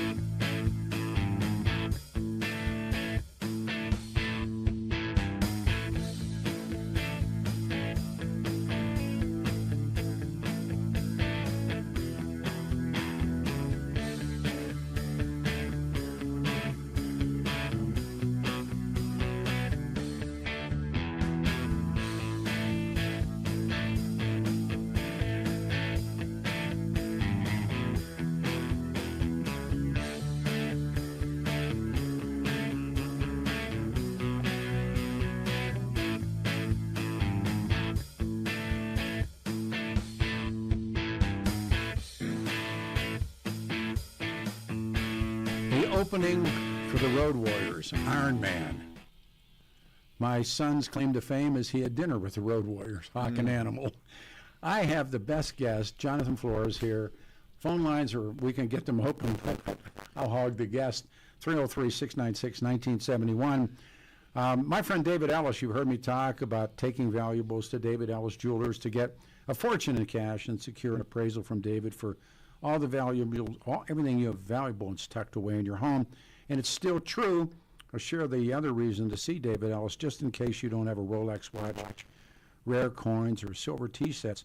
You see David for all the most meaningful gift-giving occasions. David Ellis Jewelers, just the right items, just the right prices, special people that mean the most. An antique watch, an emerald pendant, a gold necklace, a diamond ring. Trusted jeweler's been buying precious metals and antiques here in Colorado for decades. He is there as we speak. He's there 6 days a week. Visit David Ellis, E-L-L-I-S Jewelers. See for yourself. Look for the black awning on the corner of 3rd and Clayton and Cherry Creek. Explore DavidEllisJewelry.com or call my friend David Ellis at 303-322-8779, 303-322-8779. Or just park and walk in. Show them what you have. David Ellis Jewelers, or see for yourself, and tell David Peter Boyles sent you. It was announced that Hulk Hogan had died. And it brings up all the stories about professional wrestling. And I love this guy. Jonathan Flora is here, and he worked in the business, and he worked closer, way closer, to the inside track. And explain a booker, who a booker is. The booker was the guy who told the stories, how the storyline went. And that was done in conjunction with real quick, great intro music. Not only Road Warriors, but Ozzy. Losing Ozzy this week also. I got to work with Ozzy a little bit because of the Osbournes. I met him. We had that, so we did a couple, promo shoots with him. And what did you think of him? What you saw on air was kind of how he was, but he was a very generous, kind guy. Same thing. He and Sharon was great. It's showbiz, So you got the on camera and you got the off camera versions of them. He was great. Barry Fay brings the Oz Fest to Denver, and it was the height of the Ramseys, and I was sort of the point on the Ramsey case, and so I took Billy, my old producer, and his little brother. My kids were young. We all went to the Oz Fest with backstage, and the first person Fay came to me and said wants to talk to you was Marilyn Manson, and he said he wants to talk. And I sat with him, Jonathan. I sat with him for an hour and a half. Was way smart. I mean, they know what they're doing. He was a pro wrestler. I mean, I didn't know about all this other stuff that was going on in his life, but he was. And his father was a minister. He told me that. And so then we go out and we watch his open. If they pull the curtain back, he's crucified. I mean, I thought that was a get off. And so he said, well, Ozzy wants to see you. Ozzy wants to know about the same thing. And we went back to where the Broncos dressed, and he was on a Stairmaster, and he was watching National Geographic on the Stairmaster. He was warming up. He would Sharon did everything, and then he'd fly into town and do the show. And he looked like my Irish grandma. I mean, that's what he looked like. He was smart. Yeah. He wasn't a fool. Well, they get marketing, and you kind of mentioned this earlier with the wrestlers. The boys knew they were in a very unique situation. And in my radio days, I covered the Bengals, the Reds, the Straits, Ohio University. Yeah. And how these guys would act, I was like, I got to do another interview. Yeah. That's how a lot of the pro athletes can be. Not all of them. Some are great. Wrestlers know that everything they do is determined on the kind of heat that they generate. So they're always on. So Explain the heat. Heat means what kind of reaction are you getting from the crowd? Yeah. So if you're a bad guy, if you're a heel and nobody's booing, you're not resonating. If you're a baby face and nobody's cheering for you, you're not resonating. And that determines that, getting to your booking question too, That determines where you're going to be placed in the card. That determines who you're going to be matching up with. If you've got a storyline role that ever leads to WrestleMania or not, or if you just kind of go away. Also determines your pay.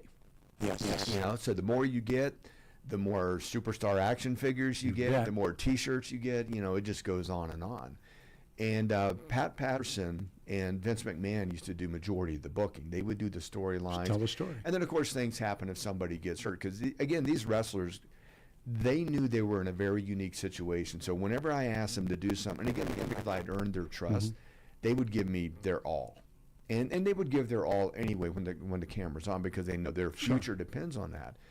But you talk about dropping the strap, or if I know for the next 9 weeks you're going to beat me, there are some guys that do not like each other. Like it. And Peter, we're going to wrestle for the next 9 nights. You're going to win every one, but you're going to know you're in the ring with me. I'm going to land a few because of what you said off camera in the hall. Working stiff. Some of these guys. Didn't they call it working stiff? Yeah, working stiff, and then the jobbers. Yeah. We can help the audience. Yeah. Jobbers are when fairly big stars will wrestle somebody locally. It's not a big deal, but they can say they were jabroni. They can say we're on the ring. We appeared on the card. We crushed this guy in 15 seconds, and we're done for the night. We're done. That's kind of their off night if they get to have a jobber. And some of these jobbers end up going something like Brian Pillman. You remember Brian Pillman? Of course. I used to cover the Bengals, and I remember he came out of Miami of Ohio, and he was on special teams with the Cincinnati Bengals. And I remember one time he ran down on a kickoff, and he crushed this guy. He comes off, he bent his face mask and broke 2 screws away from his helmet. That's how hard he hit. Oof. And then years later, There he is. Flying Brian Pillman. Oh man, we were in Cheyenne, and Dusty Rhodes was booking for and Jack Lanza. And Jack Lanza was really helpful. He was a guy who hit me pretty much about a lot of stuff. But Dusty, and we were on the clock, and I can't really, but he said, "What time is it, babies?" You know, and I think it was like 20 to 10. He said, "Okay." He said, "Now we're going to bleed and go home." Yes, exactly. They're going to go to the blade. We had to beat the clock, and that's what they did. Yeah. You know, somebody, they call it gigging, or there's different terms, but They called it juicing a little bit too. bringing the juice, Before that, getting color. I've heard getting color. Yeah. You know, but And that used to be prominent. And then Vince actually got away from that. The more he got into going for kids, even though their storylines would get pretty risque. it was AIDS too. He got away from cutting for quite a while. And then, it was AIDS. They quit. They quit absolutely. cutting. But I would. God, I'm sorry. No, like I said, the way they would talk, we were saying they conserve energy, because when they're on, they're given, especially Ultimate Warrior. I mean, by the time he got to the ring, he was blown. That's why his matches were like 5 minutes. Yeah, the anabolic warrior. That can That's be what true. they called him. Yep. And so when you see these guys, like Hulk, he would come in and he goes, "How you doing, brother? Yeah. What are we doing today?" Yep. You know, they move slow, they talk slow, light goes on, boom. It's Hulkamania, it's Macho Man, Macho Madness, you know, it's over. And Hulk would have the same, even when he said something that he knew it wasn't great, he would just kind of look over at you, and he's got this twinkle and a mischievous smile, and he goes, "One more time." "I'm good if you're good." He goes, "One more time." One more time. And then because he was a perfectionist. We did takes, just like radio takes, doing a commercial. We did takes, and I was the guy with the microphone, and they would, you know, rip the microphone out of your hand. That was their favorite. That must have happened 50, 60 times. Flair was great at that. I sat with Flair. We got a minute. We got calls in a minute. All right, so we're going to break and come back, and Jonathan's going to stay, and the phones are all lit up. We'll take calls. But Ric Flair was the most amazing guy I think I was ever around in wrestling. It's been great to see what he's done with the rest of his life. Hulk really turned his life around too. Was it true? He got back to real strong faith. Yeah. Understanding that they're survivors, you know, that they've lived with they were able to live through, and what really is valuable at the end of the day is family and friends. Because I didn't know if he was shooting or working. You know, I didn't know because he proclaimed he was born again. I said, "Is that a shoot?" He got baptized about 6 weeks ago or 2 months ago. Sit still. This is, again, one of a kind Mornings for me, afternoons. Jonathan Flora is here. We've got everyone's calls. Stay here, 710 KNUS.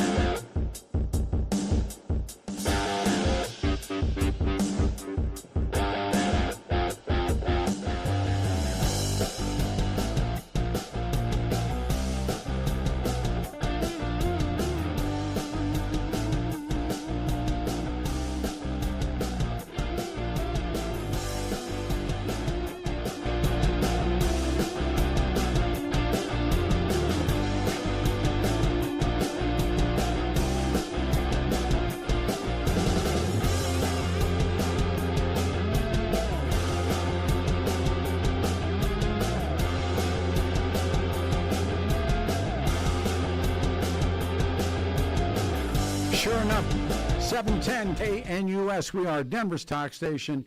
Good morning on a Saturday, July 26, 2025. I am Peter Boyles, and I get to do this show, and I'm thrilled. Our phone number, we'll go to the phones in just a moment, 303-696-1971. In studio, Jonathan Flora. I've been trying to get Jonathan to do a radio show with me for as long as I've known him. He worked for the WWF, has great stories, and of course now Hogan passes away. One of the questions I wrote down last night on my worksheet is, and we haven't hit it yet, is what did Hulk Hogan mean to you? And I'm saying this to everybody in the audience in general, and he truly had meaning, did he not? He did, and he was genuine. And, you know, I certainly knew about Hulk Hogan before I came to the WWF. Rocky III, when he comes out as Thunder Lips, my favorite line in the movie is when Rocky says, "Why are they carrying him?" and Mickey says, "They ain't." And that really launched him. And that was a time when Vince was really dealing with getting deregulated from the Boxing and Wrestling Commission. We had to pay money to have people sit in a chair and go, everything's legit. Yeah. And crossover. And ended up getting Hulk on Sports Illustrated. The movie took it from there. But they had to want to put him on the cover, though. It wasn't like, you know, that he was so hot. Remember they were doing rock and wrestling? Rock and wrestling, yeah. Oh, man. I mean. And that's where the sports entertainment, because that's when it crossed the line to the next level. Yes. You know, it just went from big market shows to not only national, but now global. And it was Hulk that catapulted that with Vince working together. Tell how and why what Vince did is he took over, and it used to be territories. Talk about that. Yeah, it was generational. You had your Florida group, you had your Texas group, you had your Northeast group, you had your kind of Arizona group. Yeah. A lot of these were multi-generational. They were family-owned, like the Von Erichs. If you've ever seen, I think the movie was called The Claw. Yeah. It's pretty interesting. You talk about a devastated family. I mean, that was just one after another. But these wrestlers would all stay in their districts, and the owners of those federations would stay in their districts. Control pay. But if I've got a really big star, and we've gone to all the towns, numerous towns, you've got a really big star, and you're in the Northeast, and I'm in Texas. Hey, let's swap our stars for a little bit. You know, I still own him, and you still own your guy. But now we've got this big bad guy coming to Texas for the first time, this big good guy going to the Northeast. Well, as things started growing, you got away from those little network TVs because it was never national. It was like whatever your WXTQ might have been. About Channel 2. With the little ring and the two sets of stands on the corner and everybody's grandma and grandpa there. And Vince saw that, you know what? Cable's coming. I can now get TV in states and areas that I never could before. And he saw the future. He saw cable TV. He saw syndicated networks. He saw the advent of pay-per-view starting to take a stronger form. And he just started buying up stars and bringing them all to him. And then the next big step, and that was a violation of trust, he started going into other territories with WWF matches. I remember they came to Denver. That was it. Yeah. I mean, and they took on the same night that Vern had a show. Vern had the old auditorium arena, and these guys went to McNichols. Where are you going to go? Yes. I mean, one you saw a print ad, one you saw TV spots. And you're going to go to the one with the TV spots. And he knew. Yeah. You know, I mean, with everything else that now is being said, but he really is a marketing genius. Without question. Like I said, when I left the Dodgers, and I had a master's in marketing, already been doing things like that. I really went to marketing school my 6 years with the WWF. It was incredible. Oh, yeah. The cross-promoting, the work, and I love this, working with local networks. Like, I'd come in here and work with you on the event that's coming up in a week in Denver or something like that. And we'd bring the boys in and have them do mostly sound bites, you know, on call-ins. But it was really very, very fun. And again, 3 hours of nonstop electric entertainment. And I found myself many times going, I never thought I'd be doing this, and this is awesome. It's really cool. And Hulk carried that weight of that company and the sport really on his shoulders. And he gave us all all the time he gave his all, as did the other guys. But it was he changed. He changed it all. I mean, talk to somebody that doesn't know who Hulk Hogan is. I like we've talked. I remember the night that he dropped the Iron Sheik, and that was the beginning of it. Mm-hmm. And somehow Vince had that idea, but you know, when they went out and who was the singer, the woman singer that they brought in and did all that stuff with? Who was it, Adam? And Cyndi Lauper. Oh yeah. And that was just brilliant. Well, they got Muhammad Ali, Mr. T. I mean, the first wrestler. Yeah. How do you play with all those rings? Yeah. Very well. Yeah, thank you. Do you remember how Hulk was discovered? He was a bass player in a band. He was a bass player in a band called Ruckus in Florida, and it was the Briscoe brothers. No, they went in and Jerry Briscoe, and I forget his brother's name, and Jack. Yeah. There you go. I love it. And you're going, who is this guy? Snow white blonde hair, beach dude, 6'7", 280 at the time. And he goes, have you ever wrestled? He was like, no. Well, we got a school to send you to. I think we can do something with you. And he was called Terry the Boulder for a while. They called him Terry Terry Bollea, his name. And the rest is history. Literally, he was just discovered. I think he went to that farm that Vern had. That was brutal, man. I'd like to see some Navy SEALs go through that and see what they think. They had that, and then somebody had a monster factory, and there were 3 or 4 wrestling. Killer Kowalski, Ed Killer, and I met the Killer. Well, the Killer he was like a superhero in Pittsburgh when I was a kid growing up, and he allegedly, he stomped Yukon Eric's ear off, that kind of stuff. So he was legendary. My brothers and I mimicked him, and he came to Denver one time, and I said, I grew up on you, and he sat down like you, and he told all the stories about, about traveling and people shooting at him, and stuff like that, and then the other one was when they brought in the midgets.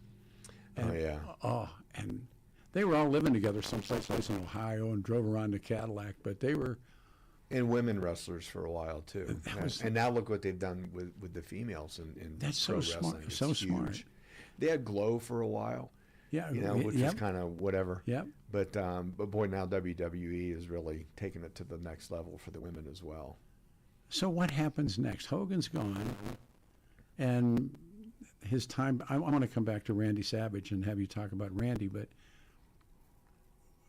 So what happens now? I mean, well, it's interesting because again, when I was there, it was a transition from the golden era into the new generation, and part of it was because of the steroid scandal with the doctor from Philadelphia. So we lost Hulk, we lost Macho Man. I mean, we lost a lot of our stars, and there's just so much talent out there.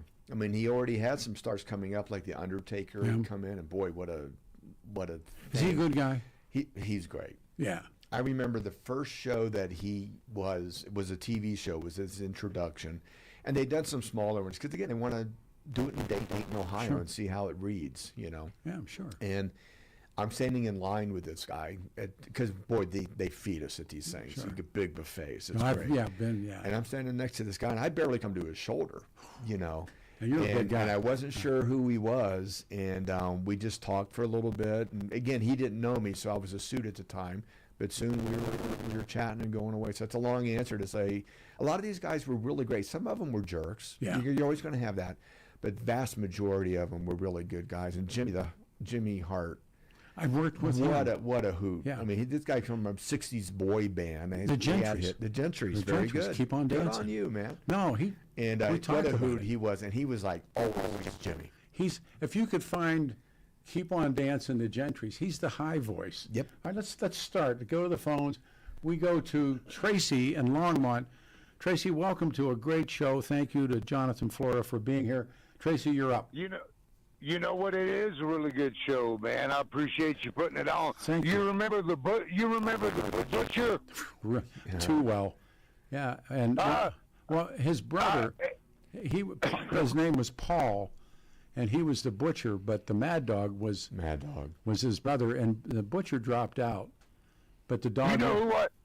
the Junkyard Dog was one of my favorites, man, from the South. Same thing. I come from Louisiana, but you know, the old butcher, they said he used to take a razor blade and put really light cuts in his forehead.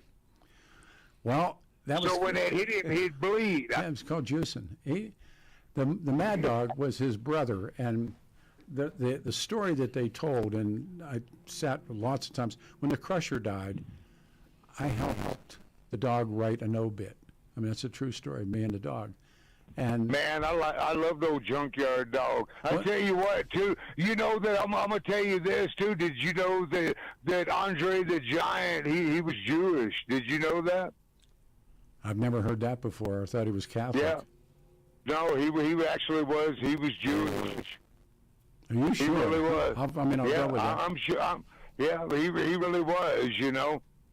And I love old Andre the Giant, all those guys, man. Ted DiBiase, I remember when he went bad. $1 million man. He didn't go bad on intent. They just went bad. It was like, Oh man. you're right. I mean, there's a bunch of them. Hacksaw, Dugan. I mean, it goes on and on and on. But Man, he got caught in the car. He got caught in the car with the Sheik. He came. Remember, when he came and did a radio show with us, and he was great. I mean, he was great on the air, but he thought for sure I was going to jump him about getting caught in the car and they had narcotics or something. We're on the baby and the heel together. You know what, Peter? Listening to you all these years, I really appreciate all the things you put out there, and I recognize that you're a tough hombre. No, I'm an old I man. don't doubt that. No, thank you. No. I'm going to move because I don't like that. But thank you for your call. 303. We'll go back to the phones. 303-696-1971. You were saying, and then it interrupted, but. I know we were on track. Well, what I'd like to say, if I can, I was in the Army, 82nd Airborne for years, Ohio National Guard, and shortly after I left the Guard, because I did go to Connecticut, I got out, my unit was activated for the first time since the Korean War, for first Gulf Storm. I was heartbroken because I wanted to go to war with these guys. But we were at a big event where we're working with TV program directors where they would buy our shows. And our booth was a ring with some stands. So we'd have this sexy model come up with a clapper. We'd have a program director, a station owner. Mean Gene Okerlund would interview them. Then a wrestler would come out, do a little spiel, and we'd give them a videotape. So after the show, I asked the boys, I go, hey, my unit just got just sent over to Kuwait. Can we do some tapes? So Hacksaw Jim Duggan, Hillbilly Jim, Macho Man. They were great. I got them doing tapes and calling out some of my buddies by name. Hey, Bobby Allison, I hear you're over in the sand trap. Keep your head down, on and on. That just shows, again, the generosity of these guys to get in and help support things that may or may not even have to do with their business. When Duggan came into the studio, and he thought that I would, and then we'll go right to, we have jam lines. Did he bring his 2x4 even though it was radio? No, he just came in, and he thought for sure that I was going to gig him on getting caught with the Iron Sheik. One of the greatest interviews ever was the Iron Sheik. and call everybody a jabroni, and you had to keep your hand on the button because of what the Iron Sheik would drop say. him. But he was a real deal. Yeah, and you talk about that car incident. Yeah, they got busted for drugs, but what the big news was a good guy and a bad guy were in the car together. Riding together. Real quick, and then the first time I saw that was in a big shared bathroom, and it was Heenan and Pedro Morales, and they were sharing a substance together. But I thought, you guys just and that's when you're starting to wake up. We go to Mike in Aurora. Hey, Mike, you're on the radio show. Good morning. Thank you. Good morning. I love listening to you, Peter. My grandpa worked the locker room back in the early 60s. At the Auditorium Arena? Detroit. Oh, okay. Not Detroit. Saginaw. Okay, all right. And I used to get a front row seat, little guys. And Haystack Calhoun, Brian, Fred Curry, the Sheik, the Sarge, and many, many more. And he put the patches on them. And when they don't, back then they were bloody. And I'd start crying. Oh, and, sure. And my grandpa, God bless him, but he start laughing. Sure. And he'd never explain it, And in the end, he explained it.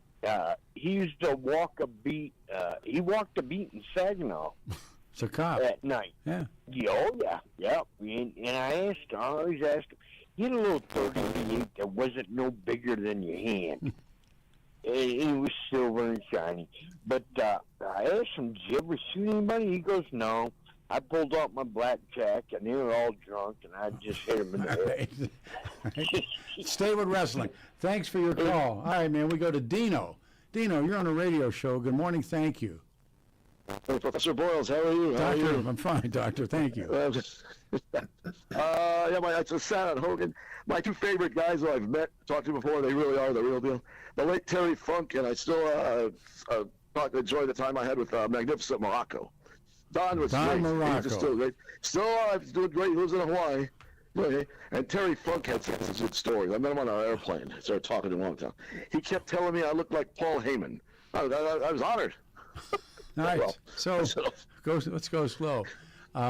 Those guys, that was the generation that I worked, and that was just when you came in. I'm talking to Jonathan. What year did you come in again? 88. Wow. I was there 88 to 94. Wow. Yeah, so again, that was the peak of the golden era when they were doing all their things, and that new generation coming in. I mean, we had talked earlier about Diesel and Razor Ramon and Jake the Snake. He was a trip. That movie about the wrestler, they called that guy Randy the Ram. He was Jake the Snake. Yeah. He got an Oscar nomination, that guy, Mickey Rourke. Oh, Mickey Rourke was great in that. Yeah, he got an Oscar nomination, yeah. He didn't win it, but yeah. Did you see the similarities between, I'm saying to Jonathan, between Jake Roberts and Randy the Ram? Yeah, and it also just showed this is the lifestyle for these guys. And you think how many people that are jobbers that are going to all these small things thinking they're going to be the next guy. It's like minor league baseball in a way. Wow. And when I was with the Dodgers, I remember saying, this guy telling me, see all those guys on the field right now? They're never going to make it. They're here because of that pitcher, and we need the team.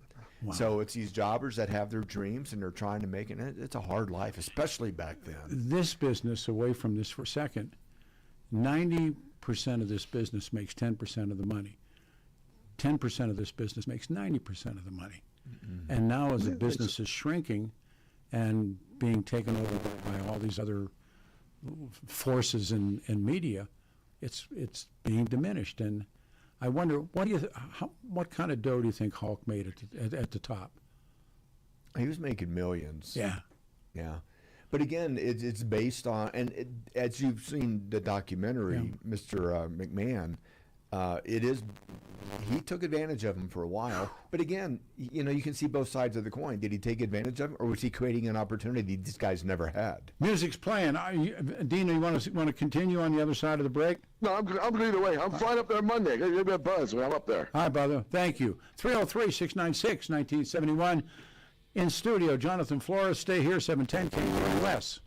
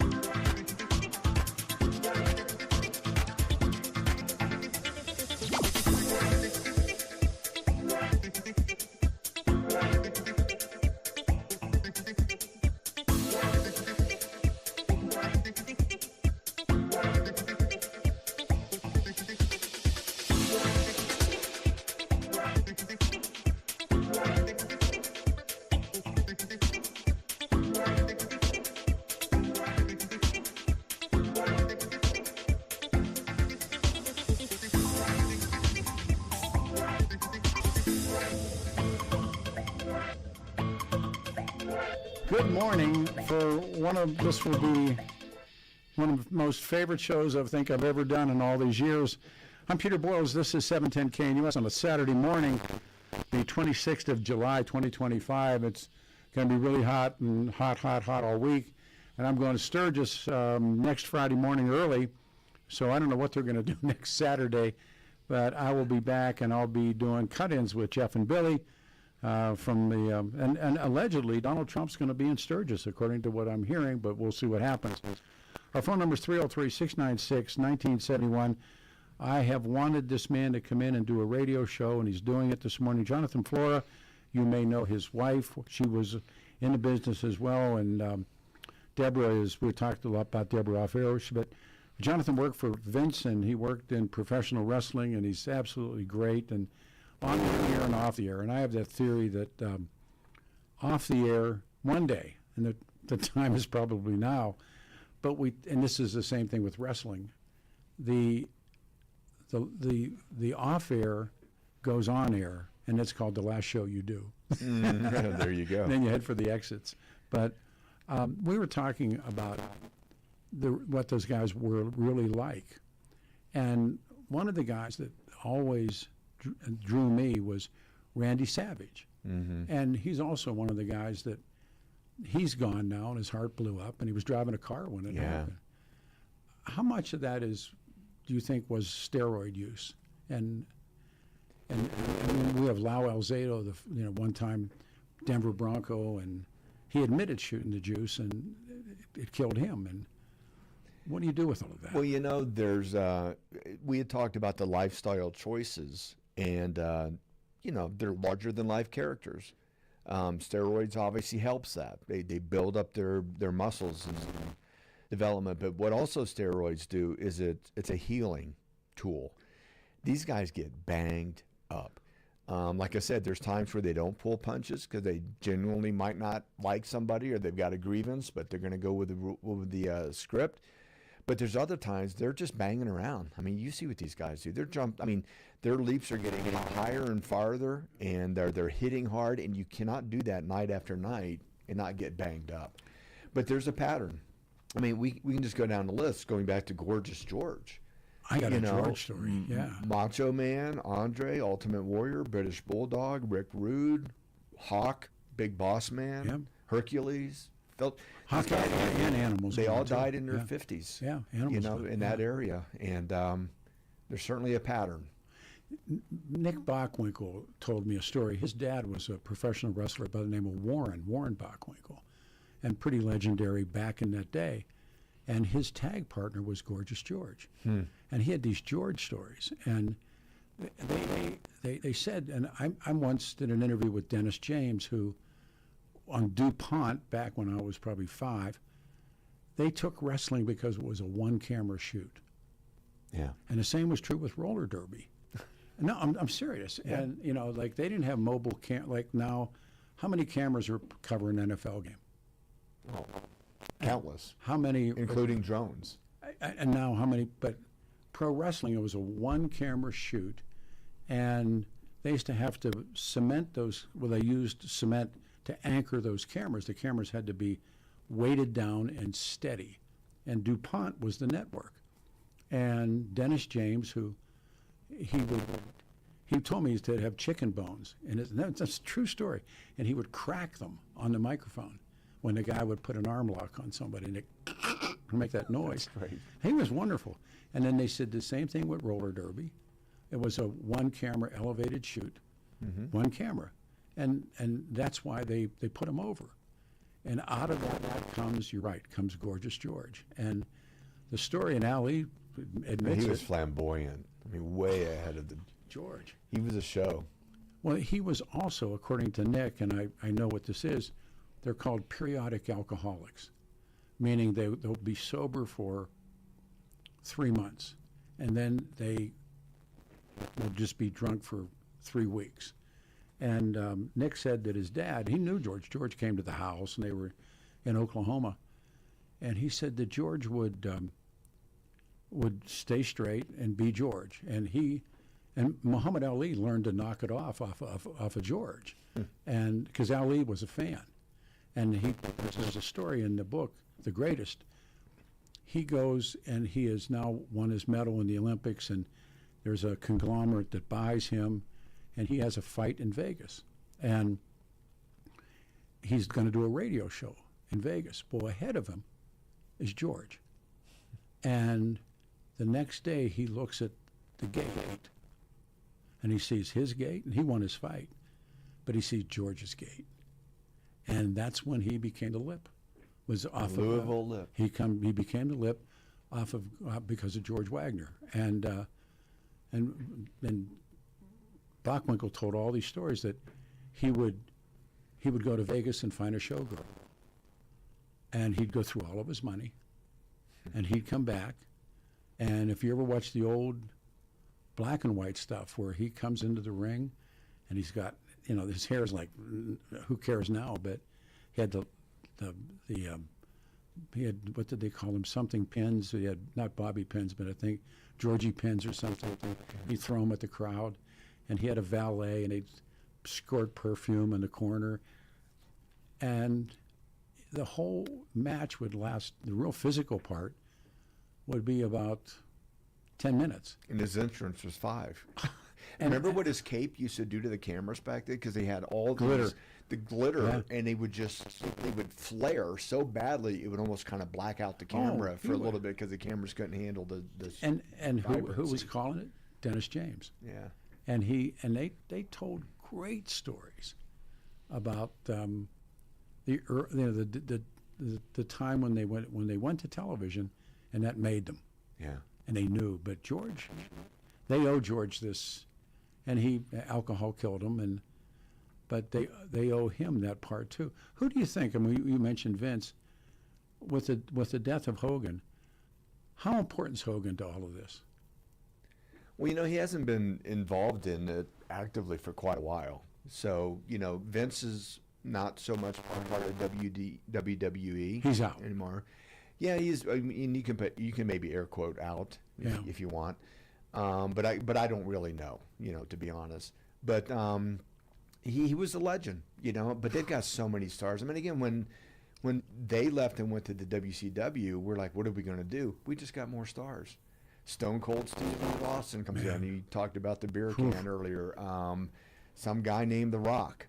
He kind of did pretty well. Did you know him? So no, he came after. I mean, I met him once very briefly for something at a completely different I met his dad. world.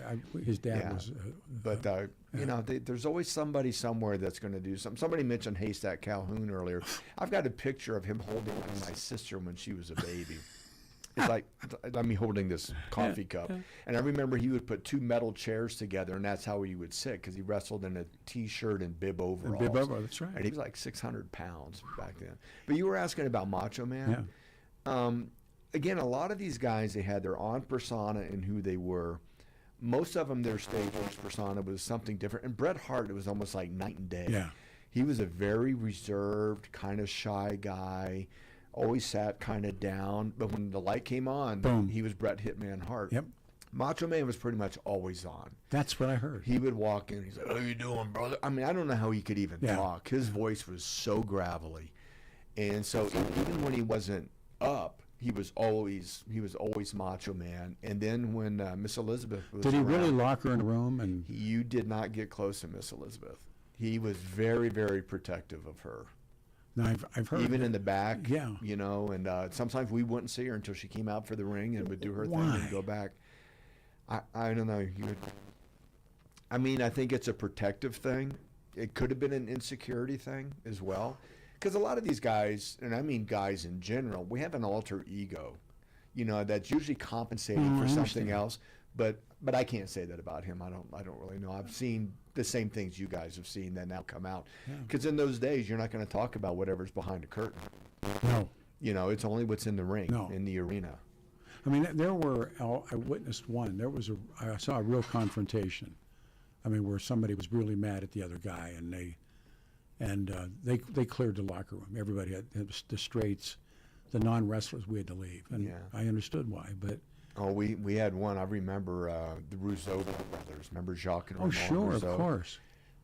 They got into something with some guys in the hallway in the back, and it was it was real deal stuff. They were fierce. They were upset. They were fierce. I mean, you tell people, you think these guys are just, they're not. But they're human beings too. I mean, they've got a grievance if somebody said something or did something, or they're humans like the rest of us. Did you have favorites when you worked? I had favorites as stars, and then also guys that were just easier to work with. Yeah. Some were really easy to work with. Hulk, his time was priority. You got your set a lot of time with him, and that was it because he was on to the next thing. Ultimate Warrior, I remember one of the first times I went on a speaking engagement with him, and I was still pretty raw at this. I'm like, do I call you Ultimate Warrior, or what do I say? And I called him Jim. Yeah, that was Jim his real Hellwig. name. Yeah. And he looks over and he goes, "Hey, brother, call me Warrior." Yeah. And I'm like, never again will I call you Jim. Yeah. Got it. And he was cool. But he was the kind of guy, he did only what he had to do. But like when we were doing Mountain Dew Slam of the Night or whatever, and I had to hold, I remember this one vividly, he had to hold this ice chest up that had Mountain Dew on it. And I had to get him a couple times because he just wasn't holding it right. It was covering part of his face or whatever. And we had to get a few takes. Finally got it. He walks out, turns around, and he goes, "I'd only do that for you." And then he walks off.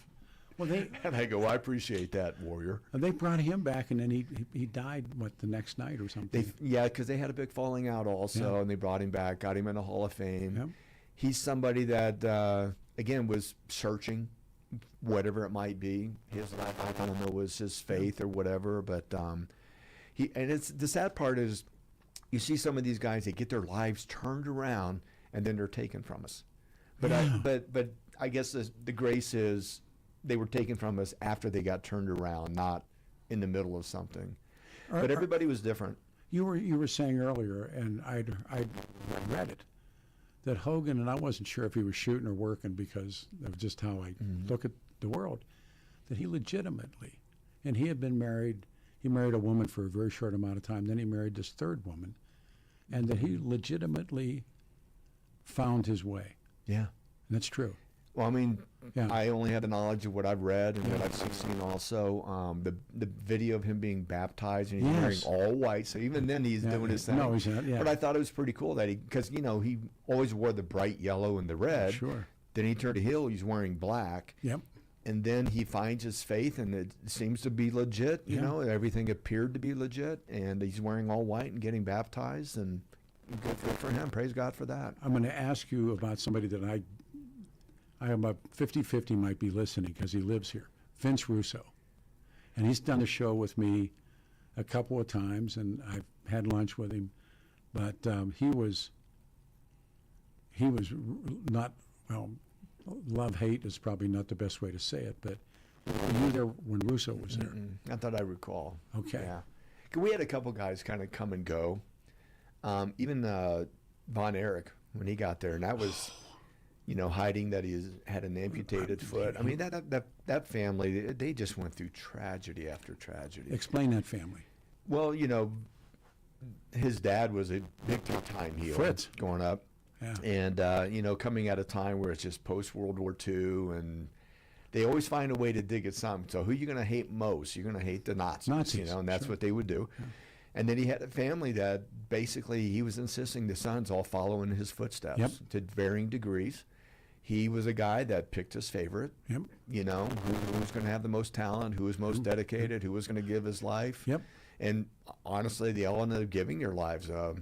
One died in Japan from something abdominal, and they're still kind of mysterious. Drugs, Another OD, a couple of them shot themselves. I mean, it was a really tragic family. I have a cigarette lighter that he gave me, and it says "Taken by Force" from the Von Erichs. Seriously, I mean, it's in everything's marketing. Everything, but it's a Zippo, and it says just "Taken by Force" from the Von Erichs.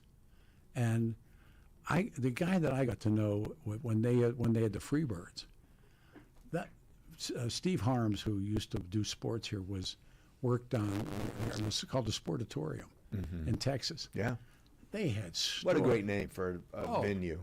And it was this wooden place that had rats and and every conceivable cockroaches, and they packed it. And Fritz would take pride in Friday night football, high school football in Texas is over the moon. Mm-hmm. They could pack the Sportatorium on Friday night with the Freebirds. And I got to know Michael Hayes a little bit. Did you work with Hayes? Mm-mm. We have a minute till the pause. This is too good. We're going to hang on. It's the kind of, but Michael Hayes he talked about it to me about going and wrestling for Fritz. And like you said, counting the box in the back room.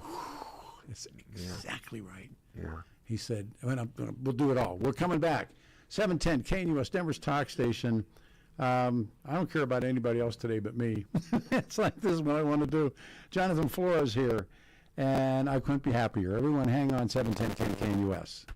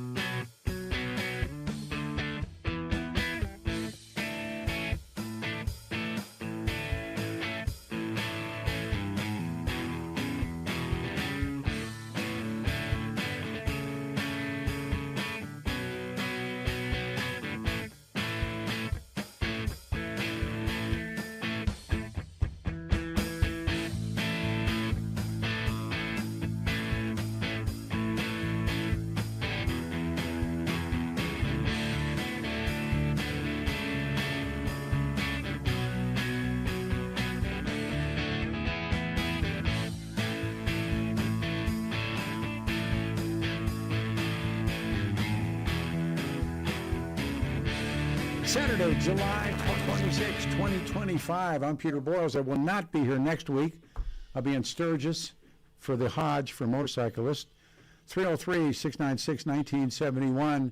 It's going to be a really hot day, and my bike's outside, and it was just a very, very sad week. The loss of, and again, there was a loss of so many people. Ozzy was gone, Mangione goes, and God, just the list goes on of losing these really significant people. But it was I remember it was the lead story. When I turned on the news, the lead national story was Hulk Hogan. They're still talking about it. Yeah. And well, you were the first person when I got up that morning, and I mean, it was a little bit later in the morning. You were obviously the first person I thought of, and that's why I reached out to you. Yeah. So, did you work with Piper, Roddy Piper? Yeah, he had left when I got there, and then he came back. Roddy Piper, and was it Piper's Corner? Yep. Yeah, Piper's Corner. And so he had to come back. The same with Jesse the Body Ventura. I worked with Jesse. He had gone and came back while I was there. So Jesse the Governor. And again, I was at a really fun time where I got to be around current guys and see some of these. In old time, I remember when REM put Freddie Blassie his name in a song. And we were sitting there having breakfast, and the song played. We just looked at each other. Walked like Ric Flair. Yeah, I wanted to be Ric Flair. Yeah. Because when I didn't do the Nature Boy woo, and I'm not going to do it now. No, you can't. No, but everybody did. Yeah, Ric Flair. But Piper, I worked with Piper a bunch of different times and got to know him. He was actually, and his son was a beginning UFC fighter. His name was Colt, I think, and he was trying to be a UFC fighter. And Piper told me a story, and I believe it. His ring jacket was a motorcycle jacket, but he had lead plates in it because he had been stabbed. And so when he went to the ring in the motorcycle jacket, it was like body armor. So he tells me a story about how he ends up in working for Vince, and he's in L.A. and he's wrestling in Southern Cal, and he had obviously played the pipes. And it ended up with he and Pedro Morales, and I actually worked a show with Pedro, and he was from Puerto Rico, but they put him over as from Mexico in L.A. And so the program was they got to a point where if Piper lost the match, he'd have to play the Mexican national anthem on the pipes the next show. So as he tells the story, I'll get to the phones, and he said there's like cops, and this place is standing room only. They're hanging off the rafters because he's going to have to play the Mexican national anthem. And he gets in the ring with his pipes, and he comes up, and he plays La Cucaracha. Now, for you and I, that's funny as hell, because you know what he's doing. And he said he got out of there barely with his life, And he said that night, or the next night, the phone rang. And the guy said, "This is Vince McMahon. Are you the guy that has the whatever's to play La Cucaracha?" And he said, "I am." He said, "It's a ticket for you to come to New York." Stamford, Connecticut. That's how he got to Connecticut. And he was tough. He was crazy. Yeah. Yeah, he was. And he got into movies for a while. He was great. And then he did the Comedy Works here. He did a stand-up, and he came on a radio show. Then we went to the show to see him work. And he was funny but he was funny, like ruthlessly funny, like you're trying to think of like not Don Rickles, but like a little bit. That was ruthless. Oh. Try doing his humor now. Well, maybe now you can. You couldn't the last 5 years, but maybe now it can come back. You couldn't. Rickles couldn't work today. Back to the phones. Marcus in Aurora on a radio show. And by the way, Connie Francis died. I thank you very much. I've forgotten that. Wow. Marcus, you're up. Thanks, man. Yeah. I was going to say Epstein Island is not like Sturgis. No. Sturgis is no. Trump is there's a there's a story going around that Trump is actually going to be in Sturgis. He's been in. Oh, I got to see this. He might be. He might be. But yeah. I want to talk about the Hulk. Okay. And you were into wrestling like I was back in the day, and it's not the same these days. But I remember the greatest fight wrestling match was Andre the Giant and the Hulk, and then the Sheik. And the Sheik, the Sheik was a great interview. I know that.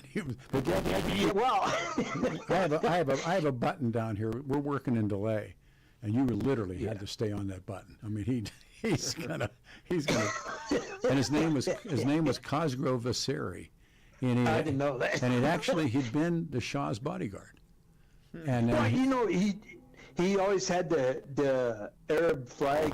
No, it's not Arab. No, whatever he was for real, because he told me his life, and we sat and talked and had lunch.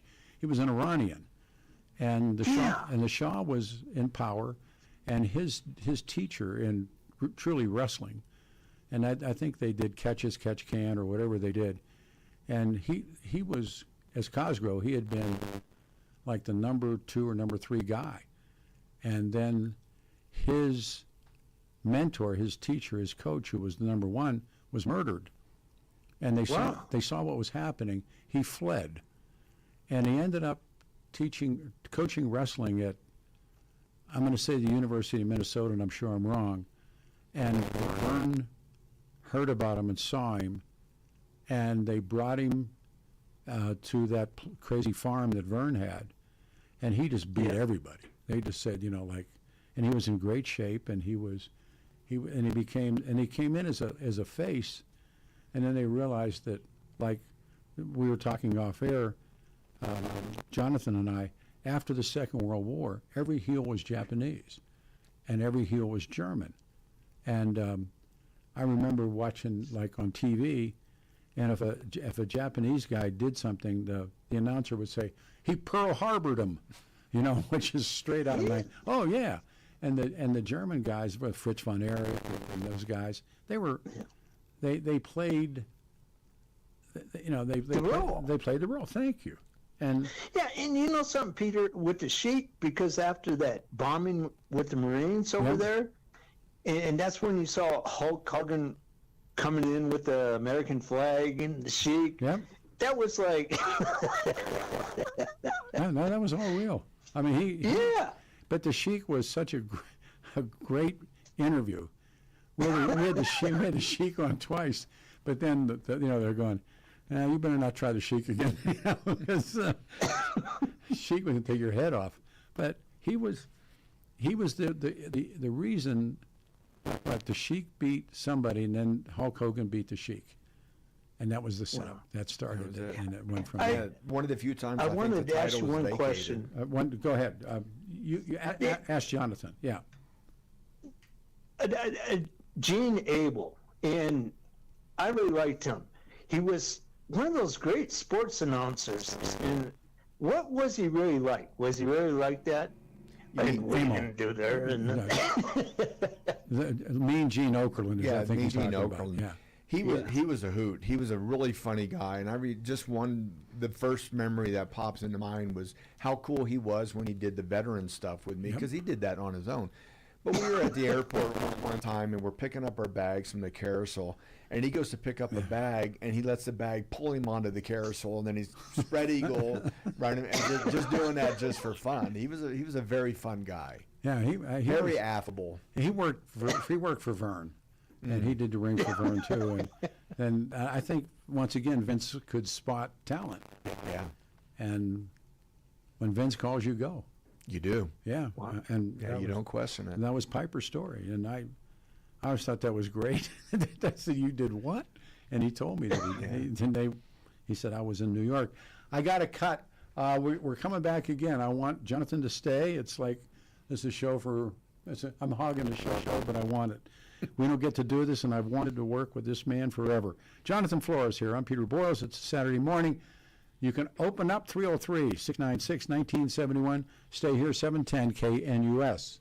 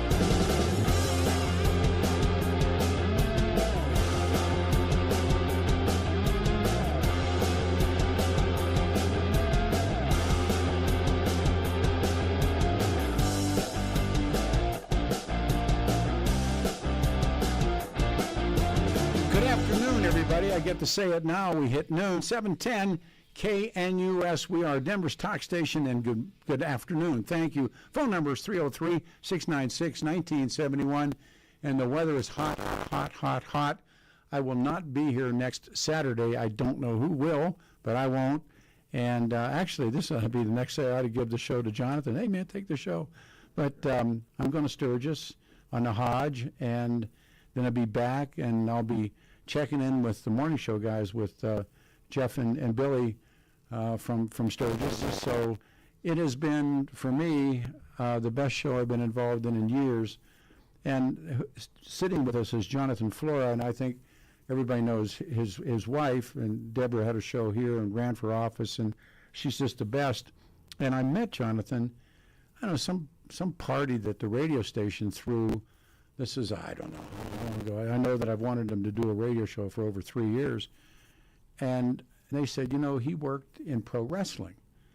And you don't find people that have worked in pro wrestling. I mean, I had a couple years off and on where I could do the ring and do some TV interviews for the stuff, and I traveled a little bit, but he was the man. And so... No, Ric Flair's the man. Well, he's the man. He is the man. I was with him. I thought the world of Ric Flair. I mean, I thought he is exactly who he says he is. Yeah. Do you think that's? Yeah. And again, there's a nice documentary on him also. Saw it. And he shows where he came from, and how many times a lot of these ideas, especially when you get with Vince, he creates a persona, and it's either going to work or it's not. Like we were talking earlier. There's times where he'll find a talent and the persona just isn't working. You're not getting heat if you're a good guy, nobody's cheering. You're not getting heat if you're a heel, nobody's booing. That's true on radio. And they keep finding it. Yeah. And finally you get where that matches. Yes. That's that sweet spot. Then all those variations before never happened. You just get the big eraser out. Different name. But Rick was very involved, from what I understand, and developed his own. And Gorgeous George, he was big influencer. He was the new coming of that guy. But and just made and breaking rules. Some of these guys, again, they're breaking the old school rules with the new rules, and every now and then it really hits. You got lightning in a bottle, and obviously that was Ric Flair, Nature Boy. How significant was it when McMahon deals himself into the story? Well, it was interesting because coming from his dad, you were always behind the scenes. You the stars were the stars. No one knew that Vern earned the company. He owned the AWA. Yeah. It was his company. I didn't know it till I went to work for him. Yeah. And but Vince, he likes to be on camera. He likes to be the driving force. And he created a situation that worked.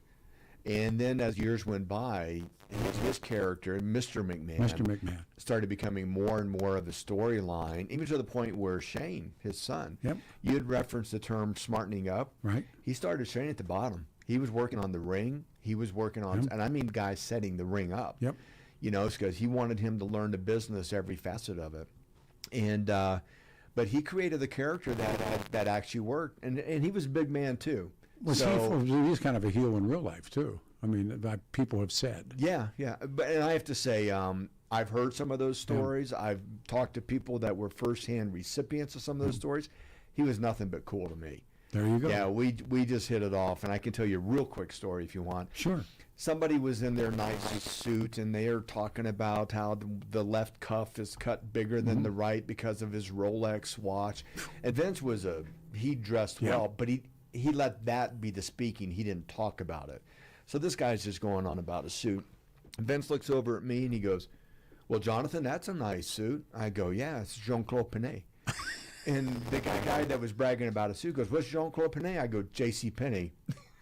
Vince just smacks me on the back and howls and walks off. But he was always very cool to me, and he saw where I bridged that gap between the suits and the boys also, and appreciated that. Yeah, because there was when the guys came to town and then traveled, and the traveling that I did was I used to call them church buses, or they were like Ford vans, and they had like 5 seats in them.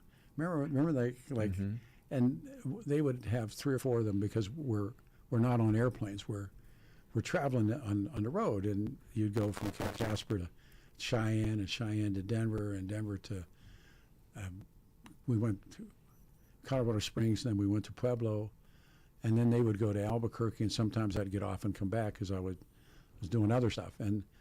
But and I've told this story many times. It's when I learned the business. I learned everything about everything, and it was the night in Casper. We fought in the ring, and I had a rented tuxedo, and there was a tuxedo guy on Spear Boulevard, and he was a mark, and he would give us tuxedos, and that was when I was on the blue one, with the big the ruffles, and the night went bad, and there was not a lot of cops there, and the guys are climbing in the ring, the marks, and fists are flying, so we had to stay inside because they were waiting outside to stab us or something. They're believers, man. They're true and blue. And we're sitting inside, and the promoters would always have these big rubber buckets full of beer cans, full of beer, cold beer. And by this time, I'm at least reasonably smart. And the heels in the faces, everybody's sitting over there drinking beer, waiting till we could leave. And when they get the green light and there's nobody in the parking lot, you guys can go now. So Heenan was always, I was that he hung the moon. And so we're walking through the lot, and I had this ripped tuxedo, and I got punched, and I said, Bobby, what a night. I said, this is like what I always hoped it would be. And how many people get to say getting punched in the face is the night that you hoped it would be? Because you're fighting, you're fighting with people, and when they turned it on, they could really turn it on.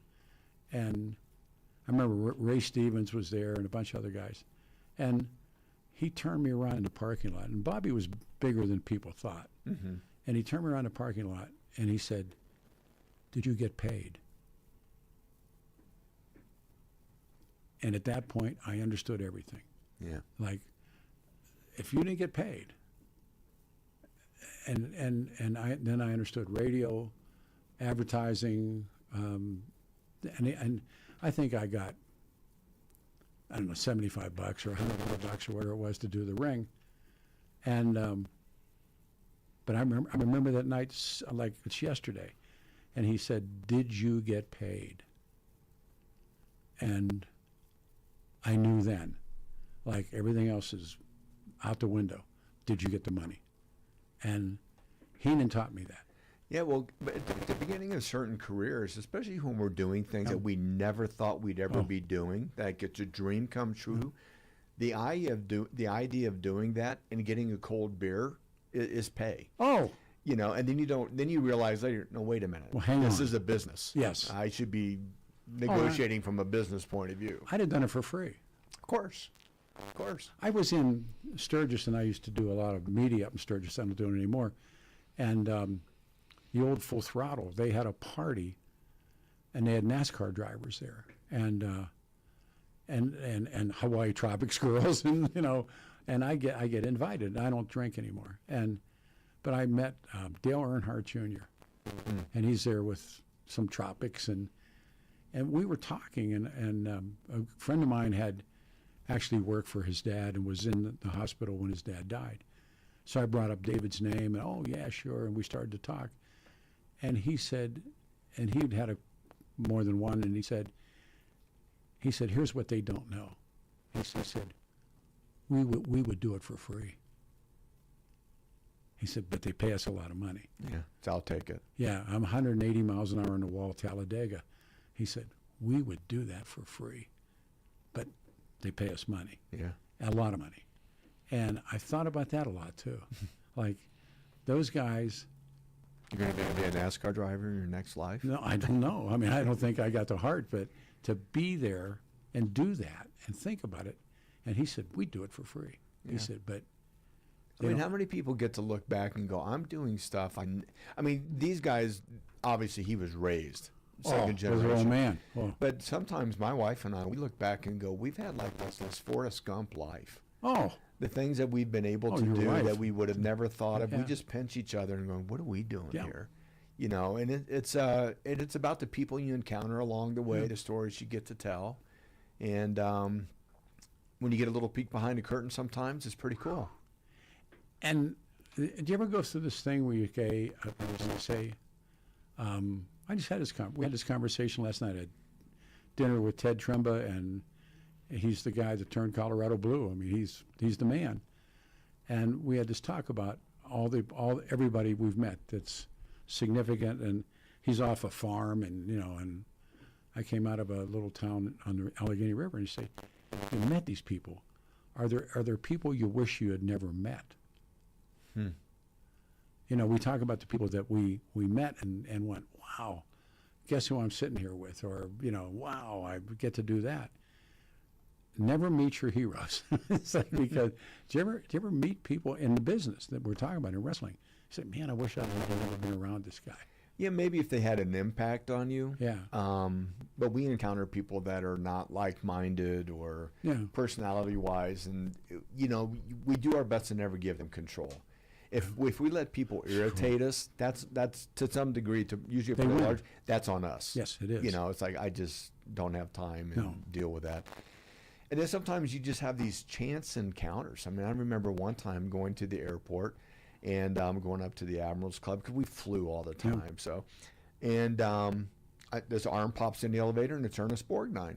There you go. And we have this wonderful chat. Yeah. We get to the lobby area. We chat another 15 or 20 minutes. Years later, I meet him at an event with Gary Sinise, and Ernest is there, and I go, Ernest, we had a chat years ago, and you were so cool and kind. He goes, I remember that. He goes, I went back and I told my wife all about that conversation. I go, you did? He goes, no. It obviously meant a lot more to me than it did to him. Sure. But you just meet people, especially in the Hollywood world, or even sports celebrities, where they can become this entitled individual that society encourages and accepts, and they don't. Gary Sinise is a great example. He's a good guy. Worked in Hollywood, very successful in Hollywood, never became Hollywood. Yeah.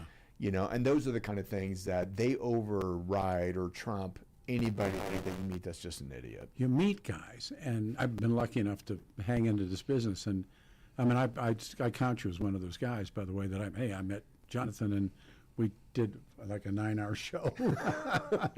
And we're only halfway. Only halfway through. But real quick, and then there's a story that Ted and I were talking about. And again, you go through this stuff and you meet guys and you go, well, why don't we just take the call? We'll come back to this. I don't want these guys waiting. Hey, Don, you're on a radio show. Our special guest, Jonathan Flora. Good morning, or good afternoon, pardon me. Welcome to the show. Great show. Thank you. Really good. Thank you. Hey, I want to go back. You remember the Dusick brothers? I do. I remember the names. Joe Dusick was a promoter. He was also a wrestler before that. He was out of Omaha when he was doing producing, but he was also a wrestler, he and his three brothers. When I was a kid, once in a while they'd come down to Lincoln, and he put on a show, and I went up to him, Mr. Dusick, is this stuff real or is it fake? He says, kid, it's a show. Yeah. But I got to see Vern Gagne and Reggie Parks, and they always wrestled straight up. Yeah, we were talking about Vern. Vern was an Olympian, and he was also played pro football for Green Bay, and that's where he met the Vachons. He told me the story all about it, and Mad Dog told me the story, that they put him over from Algeria.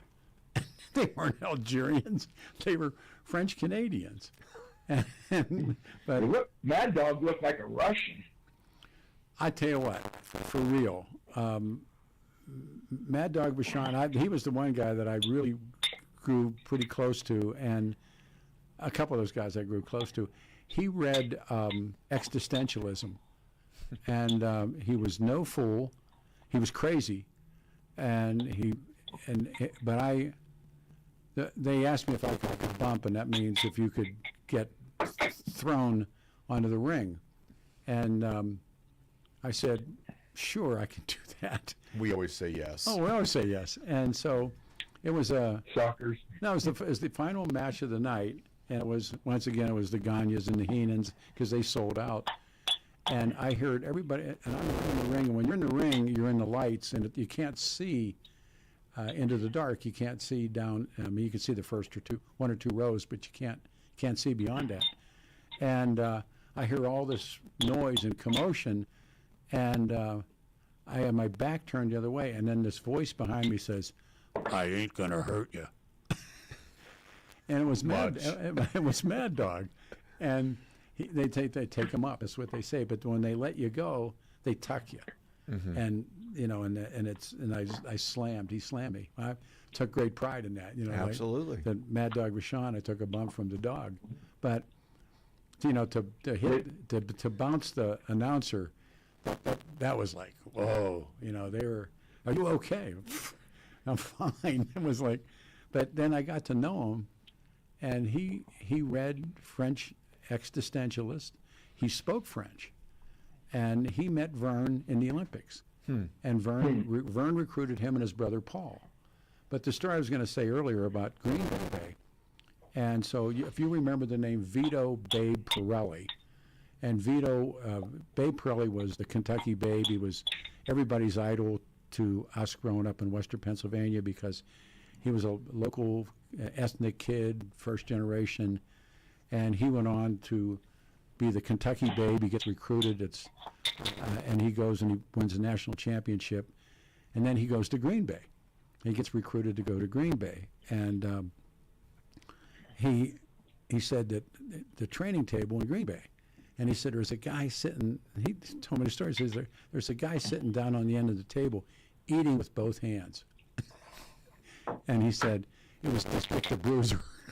And that's where he told me about meeting Dick the Bruiser. And then he went on to the Jets and taught Joe Willie Namath how to play football, he says. But he I'll tell you what, Babe Pirelli was like one of the all-timers, loved boxing. You know, he was one of those kids.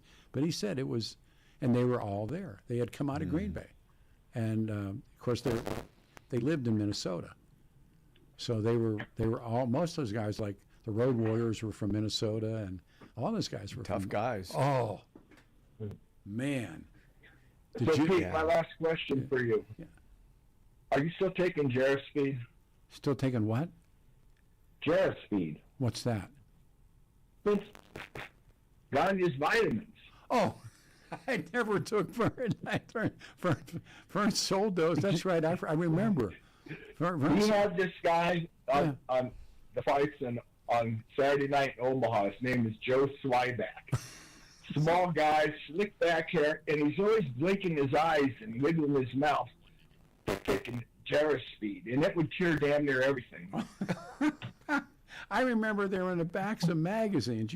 You're right. Oh yeah, on the back of wrestling magazines, there would be Vern Gagne sold vitamins. I forgot that. And I got to go to Amazon, bud. If I can get some, I'll ship some out to you. No, it's okay, man. No. Hey, great show. I got to go. All right, thank you. All right, what do we got? We got a minute till we got 30 seconds. We'll return 303-696-1971. This is, like I said, a show I've wanted to do forever, and I'm getting to do it. And then I'll be gone next Saturday, and I don't know what they're going to do, but I'll be back. I hope. All's well. Hot today, 71. It will be the low tonight, and then it's hot again tomorrow. 710 KNUS.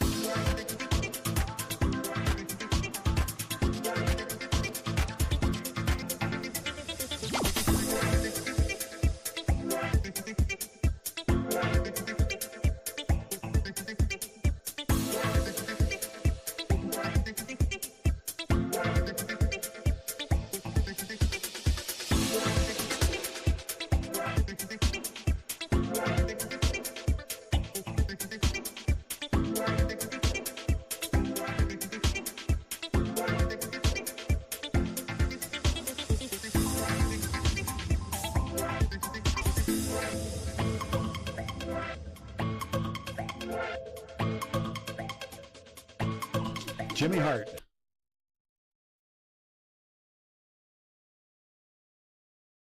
The high voice.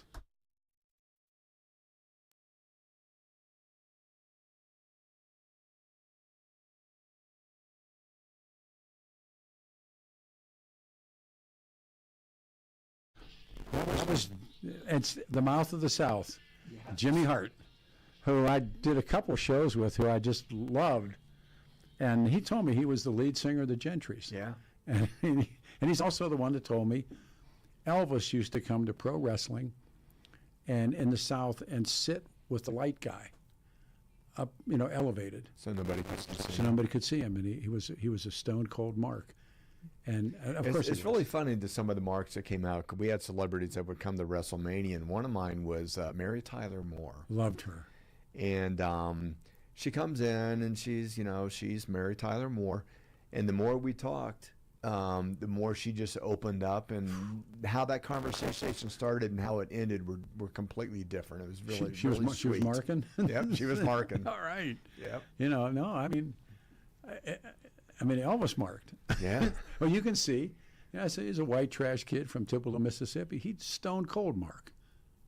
And again, good and bad was so clearly delineated. Oh. It was a white hat and a black hat, and we wanted good over evil. And that's the morality play that I've said. It's the genre of pro wrestling is the in medieval morality plays. And I think all of that stuff's true. Yeah, and betrayal when someone does a turn, you're shocked and you can't believe it. And you're back tomorrow.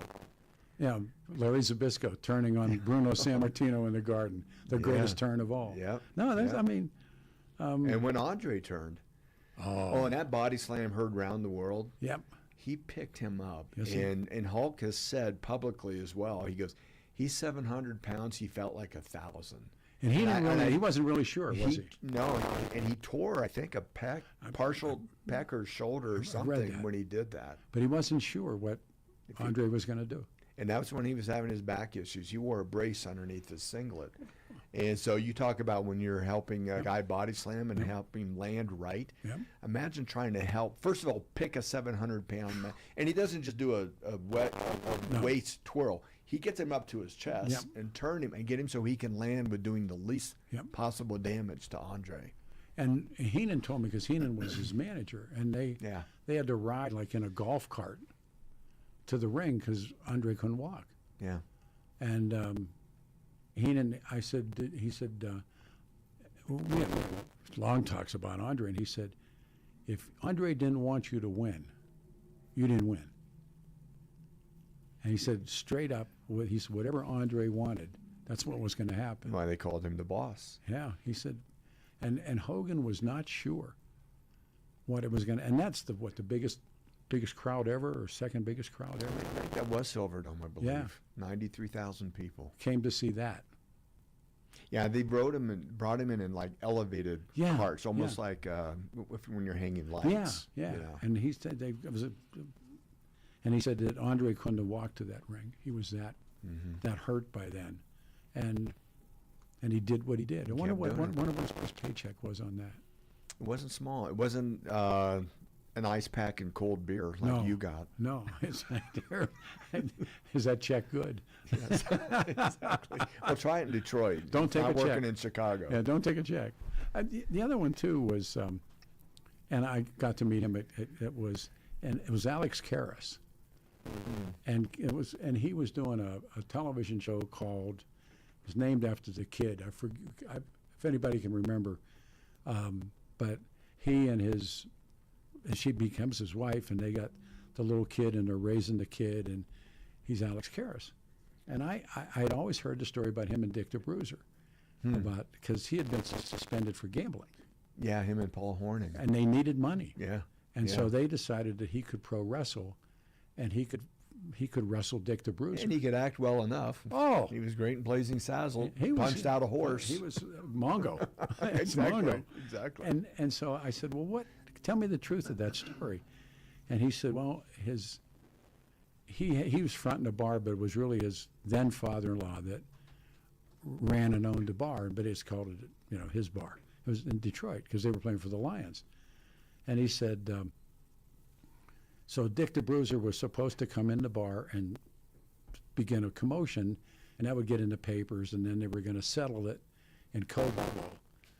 Then it's a perfect program, and they were going to get it on. So he said, Dick the Bruiser comes in drunk, and he's not playing. And he said, and they ended up, one of the Detroit cops billies him, in the forehead. And there's a picture with blood running down Dick the Bruiser's forehead. He said, we sold Cobo out twice. That's fun. Butkus, man, he was like, he said, and not Butkus, but come on, Karras. Peter. Yeah, Karras. And I said, did you like him? He said he was hard to like. He said, but he said, we made money. We made money that night. Webster, that was the show. There you go. And he was, Karras was great. I mean, he talked about him and Dick the Bruiser, and the other one was, and he passed away here. It's a guy named Steve Williams, and they called him Dr. Death. Mm. And I didn't know him until after he came home sick, and he rode a Harley, and we became really good friends. And he would go to remotes with me, and I loved the guy. And so he told me something that also made sense. Through the Mid-South, he was the white heel, Dr. Death, Steve Williams, and the face was he called him Sly. It was a junkyard dog. And so here it is, white bad guy, black good guy, Mid-South. They're in Alabama, and that kind of stuff. And he said, and he had one of those really tricked out vans. He said it got burned like 4 times. They burned his van down. But he said, and he always said, me and Sly made money. And Ric Flair always said, me and Steamboat made money. Ricky the Dragon. And it wasn't like I made the money. They made the money. Well, you're only as good as your opponent. I mean, again, look at the Hulk and Andre, situations. And you don't want to hurt the guy. No, because he's your ticket, like you were just saying. Because we got to do this tomorrow night in another city. Yep. Do you remember when unmasking somebody was a big deal? Oh. I remember as a kid, they had the masked medics. And they were a local in the Northeast, because this would have been in Virginia when my father was in the Navy. And this was the night they were finally going to get the masks off. Yeah. And, of course, just when they get it all unlaced, the other one will come in. Oh, yeah, sure. And you'll sucker it for the next time. Sure. Just as the night they're going to get the mask. Oh. And that's all a rip-off from Mexican wrestling. Luchadors. Everybody, yeah. The fun stuff. Everything's a gimmick. I love luchadors. Yeah. And I remember when I was really following the luchadors, the Mexican, although they were tag team champions in Mexico City, they were called the Landlords. Isn't that the best? I mean, because how apropos now. Oh, they were called the Landlords, and they were like heels, and luchador heels. So I got a funny Trump story. Trump story. Sure. Way before he's ever going to run for president or anything like that. And we're having an event in Atlantic City, and he actually came to a pre-production meeting that we had. Very affable, cool guy, talked to everybody. Then we're in the green room the night of the event. Trump walks in, and he sees me right away, and motions comes right over to me. Hey, Jonathan, how you doing? You ready for tonight? Shakes my hand and everything. And then he goes to the next person. And I'm like, wow, he knew my name. And then I look down, I've got like 4 all-access pass with my name everywhere. Oh, yeah. They fronted wrestling all the time in Atlantic City. Boxing, wrestling, anything that's a spectacle. That's Atlantic City. So and he was there. He was there. He was there. No, they were, like I said, he's supposed to be in Sturgis. We'll see. Well, Chrissy Nome is she's a big Sturgis fan, Oh, and I actually went on a fishing trip with her in Alaska and some other folks, and she was talking about one time where they warned her not to go to Sturgis because just so much is going on and everything. And so she does it in her interview, and then, of course, standing behind her, some girl lifts her top. Sure, of course. And I go, so there's no controlled environment. when Welcome you're to in Sturgis. Exactly. No, You're going to have a great time, man. You excited? This has been my 29th year I've gone. Is it ever get old? No, not for me. There you go. But it's, Tanya Tucker. We had time one of the greatest bar fights I ever. With you, I just talked, and it was in Cheyenne in the Buckle Club, and she was going with a guy named Bobby Brown, who they called Hooter, who was a saddle bronc rider, and she had actually done a song called "When You're Out There Riding Rainbows," and it was about Hooter, who I knew pretty well, and he was one of those West Texas kids. And Larry Mahan and Kurt Gowdy, when they did rodeo once a year, and they did Cheyenne because of Kurt, and there's Kurt Gowdy Park and everything. And Larry had quit riding, but he had a band, and he and Kurt are on the stage. Well, I got to sit in the front seat, and this woman came in, had a Greenpeace jacket on. Now we're in Cheyenne, which I thought was, man, it's a little different. It's a little bold. Yeah, and had a mouth on her like a sailor. I mean, she was like. And so Larry does this whole thing. He said, we have a special guest here, and we'll see if we get her to go up and do a song. And Miss Tanya Tucker. I didn't know it was her because they didn't say Tanya. They say Tanya in the South. She stood up, and some guy grabs her, certain part. Fight's on. That fight must have lasted, I forget how long. And they always said, they're watching the fight, and somebody said, hey, Kurt, turn the cameras around and show them Cheyenne, because by this time there's 50 guys I'm exaggerating, there's 20 guys in the fight. So it was a legendary fight.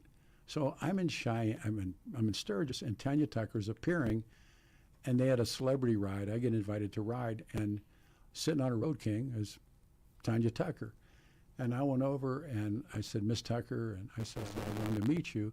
I said, I have a memory. And she said, well, what is it? And I said, it was a bar fight in Cheyenne, Wyoming. She said, wasn't that a hoot? My version of that is my son was playing lacrosse, and Deborah and I were in California at the time. And and it's a club where all the different age groups are together. And I looked down and I go, man, that's Paul Stanley from Kiss. And so you do one of those things where you go, Paul, but you don't look, and then you're kind of looking out peripheral if you turn. So he did. I walk over and talk to him. Very cool guy. We're just now two dads watching our kids play lacrosse. And I said, I was in the Army. I saw you guys in '77 down at Fort Bragg. He goes, oh, that little cracker box place? I go, yeah, Cumberland County Coliseum. And I said, your pyrotechnics set the curtains on fire. And he looks across the field and he goes, yeah, that was a great show. And they do. They're like us, It's like, but I just remember, like, I didn't even know why I went up to her. I thought, I'm like Joe Dokes, and she didn't know me. I said, and we talked about it. We said Larry was there, and she said, and Hooter hit that guy. I said, she remembered. Oh, that's great. That's great. She really remembered. How close were we to a break? 3 minutes. All right, back to the phones we go. We go to Gary in Denver. Gary, special guest is Jonathan Flora on the show. Good afternoon. Hi, Peter. I'm enjoying the conversation. Oh, I love it. I wanted to ask about Hulk Hogan and Andre the Giant, and maybe I'm wrong, but I'm assuming Hulk Hogan was using steroids to get as big as he was.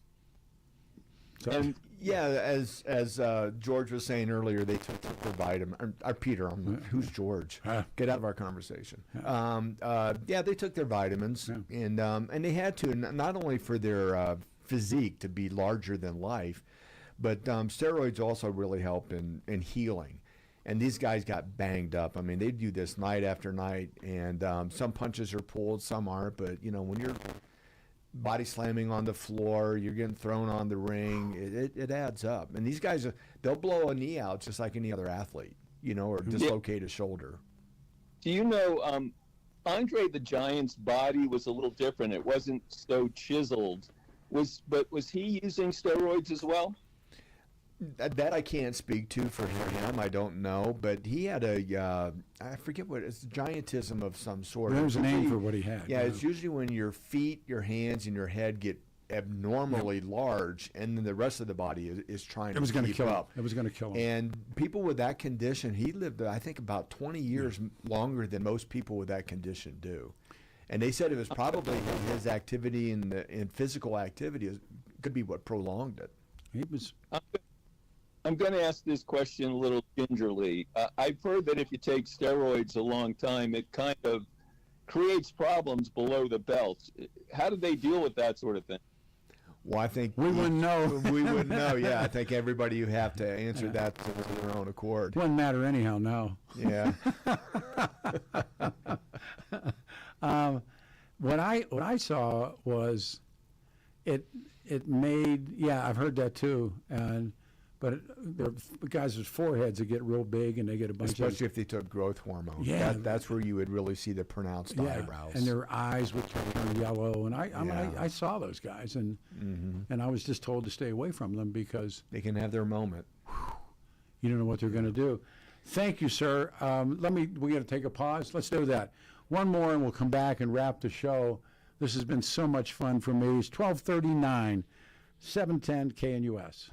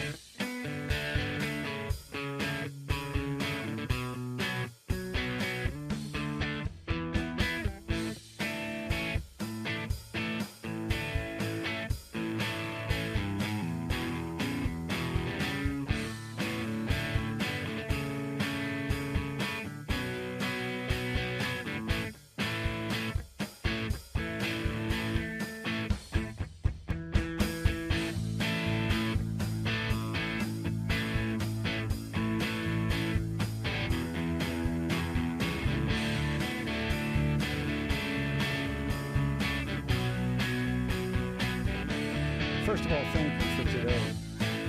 Wasted days. Friend, huh? There he goes. Johnny Rodriguez, right? And because you were telling David Allan Coe stories, as you know, he was singing. He had stolen goats, and this is a song that they told me all the stories. And David Allan Coe has a song where he says, he said, Johnny Cash helped me get out of prison long before Rodriguez stole the goats. And we met, Bob Lee and we met, and we talked about it. And he said that he was in jail, and Johnny Cash was playing town, and the sheriff come over and said, I got this guy locked up for stealing goats. He said, you got to hear him sing. And Johnny Cash goes over.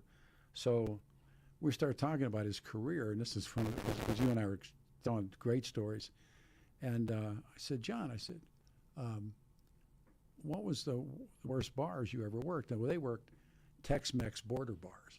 Oh, yeah. And the so-called chicken wire bars. Yeah, I was going to say Blues Brothers with the wire in front of them. Yeah. He said he goes in, and the owner of the bar says, John, he said, you got a gun? John said no, and the guy said, well, you better take this one. I got to do Caplis. My good friend Danny Caplis, Caplis Law Firm. Danny suggests you choose a lawyer who shares your values, because who you choose to represent you in an injury case says so much about you to everybody in the case. We've talked so much. Freddie Fender, I'm so sorry, not Johnny Rodriguez, thank you. Freddie Fender, thank you. So Danny's dad was a cop and his former seminarian, and believed to be the only lawyer in Colorado history to win 5 straight multi-million-dollar verdicts in Colorado crash cases. Dan's also believed to have won the largest truck crash verdict in Colorado history. Dan Caplis Law is now the official partner of the Denver Nuggets and the Avalanche. Dan Caplis Law's serious firm for serious cases. Believe me, we had some problems, and our family needed help, needed a lawyer. And here comes Danny, and he was the man. So he can represent good people from all walks of life without regard, ability to pay. If you need help, you call Danny at 303-770-5551, 303-770-5551, or caplislaw.com, CAPLISlaw.com, 770-5551. Final couple of moments with Jonathan Flora, and I can't tell you how much. I mean, I don't. The last show I saved was with James Brown. Wow. Yeah, JB. This has been so much fun. Thank you for having me. No, please. We've been wanting to do this forever, and so let's see how much time we got left. We got 7 minutes. The death of been too fast. The death of Hulk Hogan. Yeah. I mean, it's an era that's passed, but it meant so much. He changed everything, didn't he? He really did. Yeah. I mean, even look when he appeared at the Republican convention. Did you see that? The place went nuts. Ripped his shirt off. Ripped his shirt, and that was Trump mania. Yeah. But he was larger than life, and he changed the perception of a sport that you and I grew up with. And I call it a sport. Oh, of course. I mean, it's choreography. And even before Vince got it deregulated, people would talk to me about it being fake or fixed or whatever. I go, you don't ever sit in a movie theater and go, they didn't really shoot those actors, all those people. Yeah, right. They didn't really blow that up. No, you buy it for what it is. You're entertained by it. And hopefully you walk out 3 hours later jazzed and excited that you had such a great experience. No, it's true. And I think that as a kid, when it was on every Saturday morning for us. Yeah. And Pittsburgh was Saturday evenings. And we'd be there. Me and my brothers would watch, and they had Bruno. Now, when you were a kid, did you ever think that you would someday be working the ring or the bell or any of that stuff? No, I thought that was so fun. I never thought I'd be on radio, let alone do that. Yeah. And so, but when I finally got an interview show, and I called the promoter, and I said, can you get me a wrestler? Because I wanted to meet the guys. I didn't necessarily think I was going to get a job out of it, because I was gigging on another thing. But they sent Vern Gagne, and legend. Vern's a legend. And he ends up, that story where he's body slams the old man, and you saw that story. Wow. And now Vern's gone, and the Crusher's gone, Dick the Bruiser's gone, you know, and you were mentioning all those guys that were shooting the juice, and they're gone, and it's closing it's a chapter. It is. Yeah, it is. And like you said, but what a week this is. And then you said Connie Stevens, Connie Francis. I mean, what a week this has been. Wow. And Chuck Mangione did a radio show with us, and he came in and he just plays along. You know, you play his record, he'll click a mic on, and he'll play right with it. And again, just the guys you get to meet. And it's been a blessed life, and you're not done yet. No, yeah, but we've got, like we said, that desk calendar's thicker on the left than the right. But live with more intentionality and live with purpose. But we're in the clubhouse turn, pal. Or at least I am. The back nine. Back nine, clubhouse turn. You know? Yep. Yeah. And no, but I know it. And when Hogan was 71, and you think of all the things that he had done to himself. Mm-hmm. And in the end, maybe that's the best way. Mm-hmm. You know, the samurai way. Like, don't wait for old age. Wait, you know, he's not at the top of his game, but he had been at the convention, and you're right. I mean, the people, the delegates were us. They were old guys, and they knew who he was. You know, and they just went crazy. It was the Hulkster. Yep.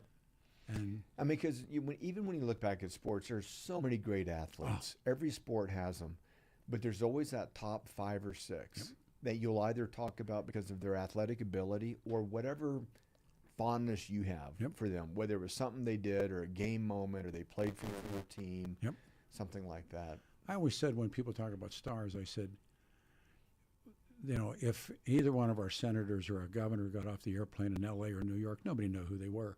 There's 2 guys that live in Colorado that if they got off the airplane in New York, people would point at them. John Elway and Peyton Manning. Yeah. That's it. Yep. I mean, we don't have anybody else. I mean. Well, I don't get starstruck, but I am sitting here. Forget that. I'm so glad I came in to do this and not do it over the phone. Look, we got 3 hours. This has been awesome. It's still not long enough. I could do 3 more. And, absolutely. And this is going to replay tomorrow. Are we ready? All right. Jonathan, thank you. Thank you. Thanks to Deborah and the boys and everything. And you guys, I'll see you in 2 Saturdays. I'm going to the Hajj. I'm going to Mecca. See, and it'll be interesting to see if Trump shows. Yeah, that'll be something to talk about. Jonathan, thank you. Thank you, Peter. Made my this whole was week. Really, really fun. All right, everybody, that's it. We're out of here. I'll be checking in with the fellas from Sturgis. I'll be here in town all week, and then the next week we roll. Adam Walker, thank you. Everybody take care of yourselves and have a great weekend.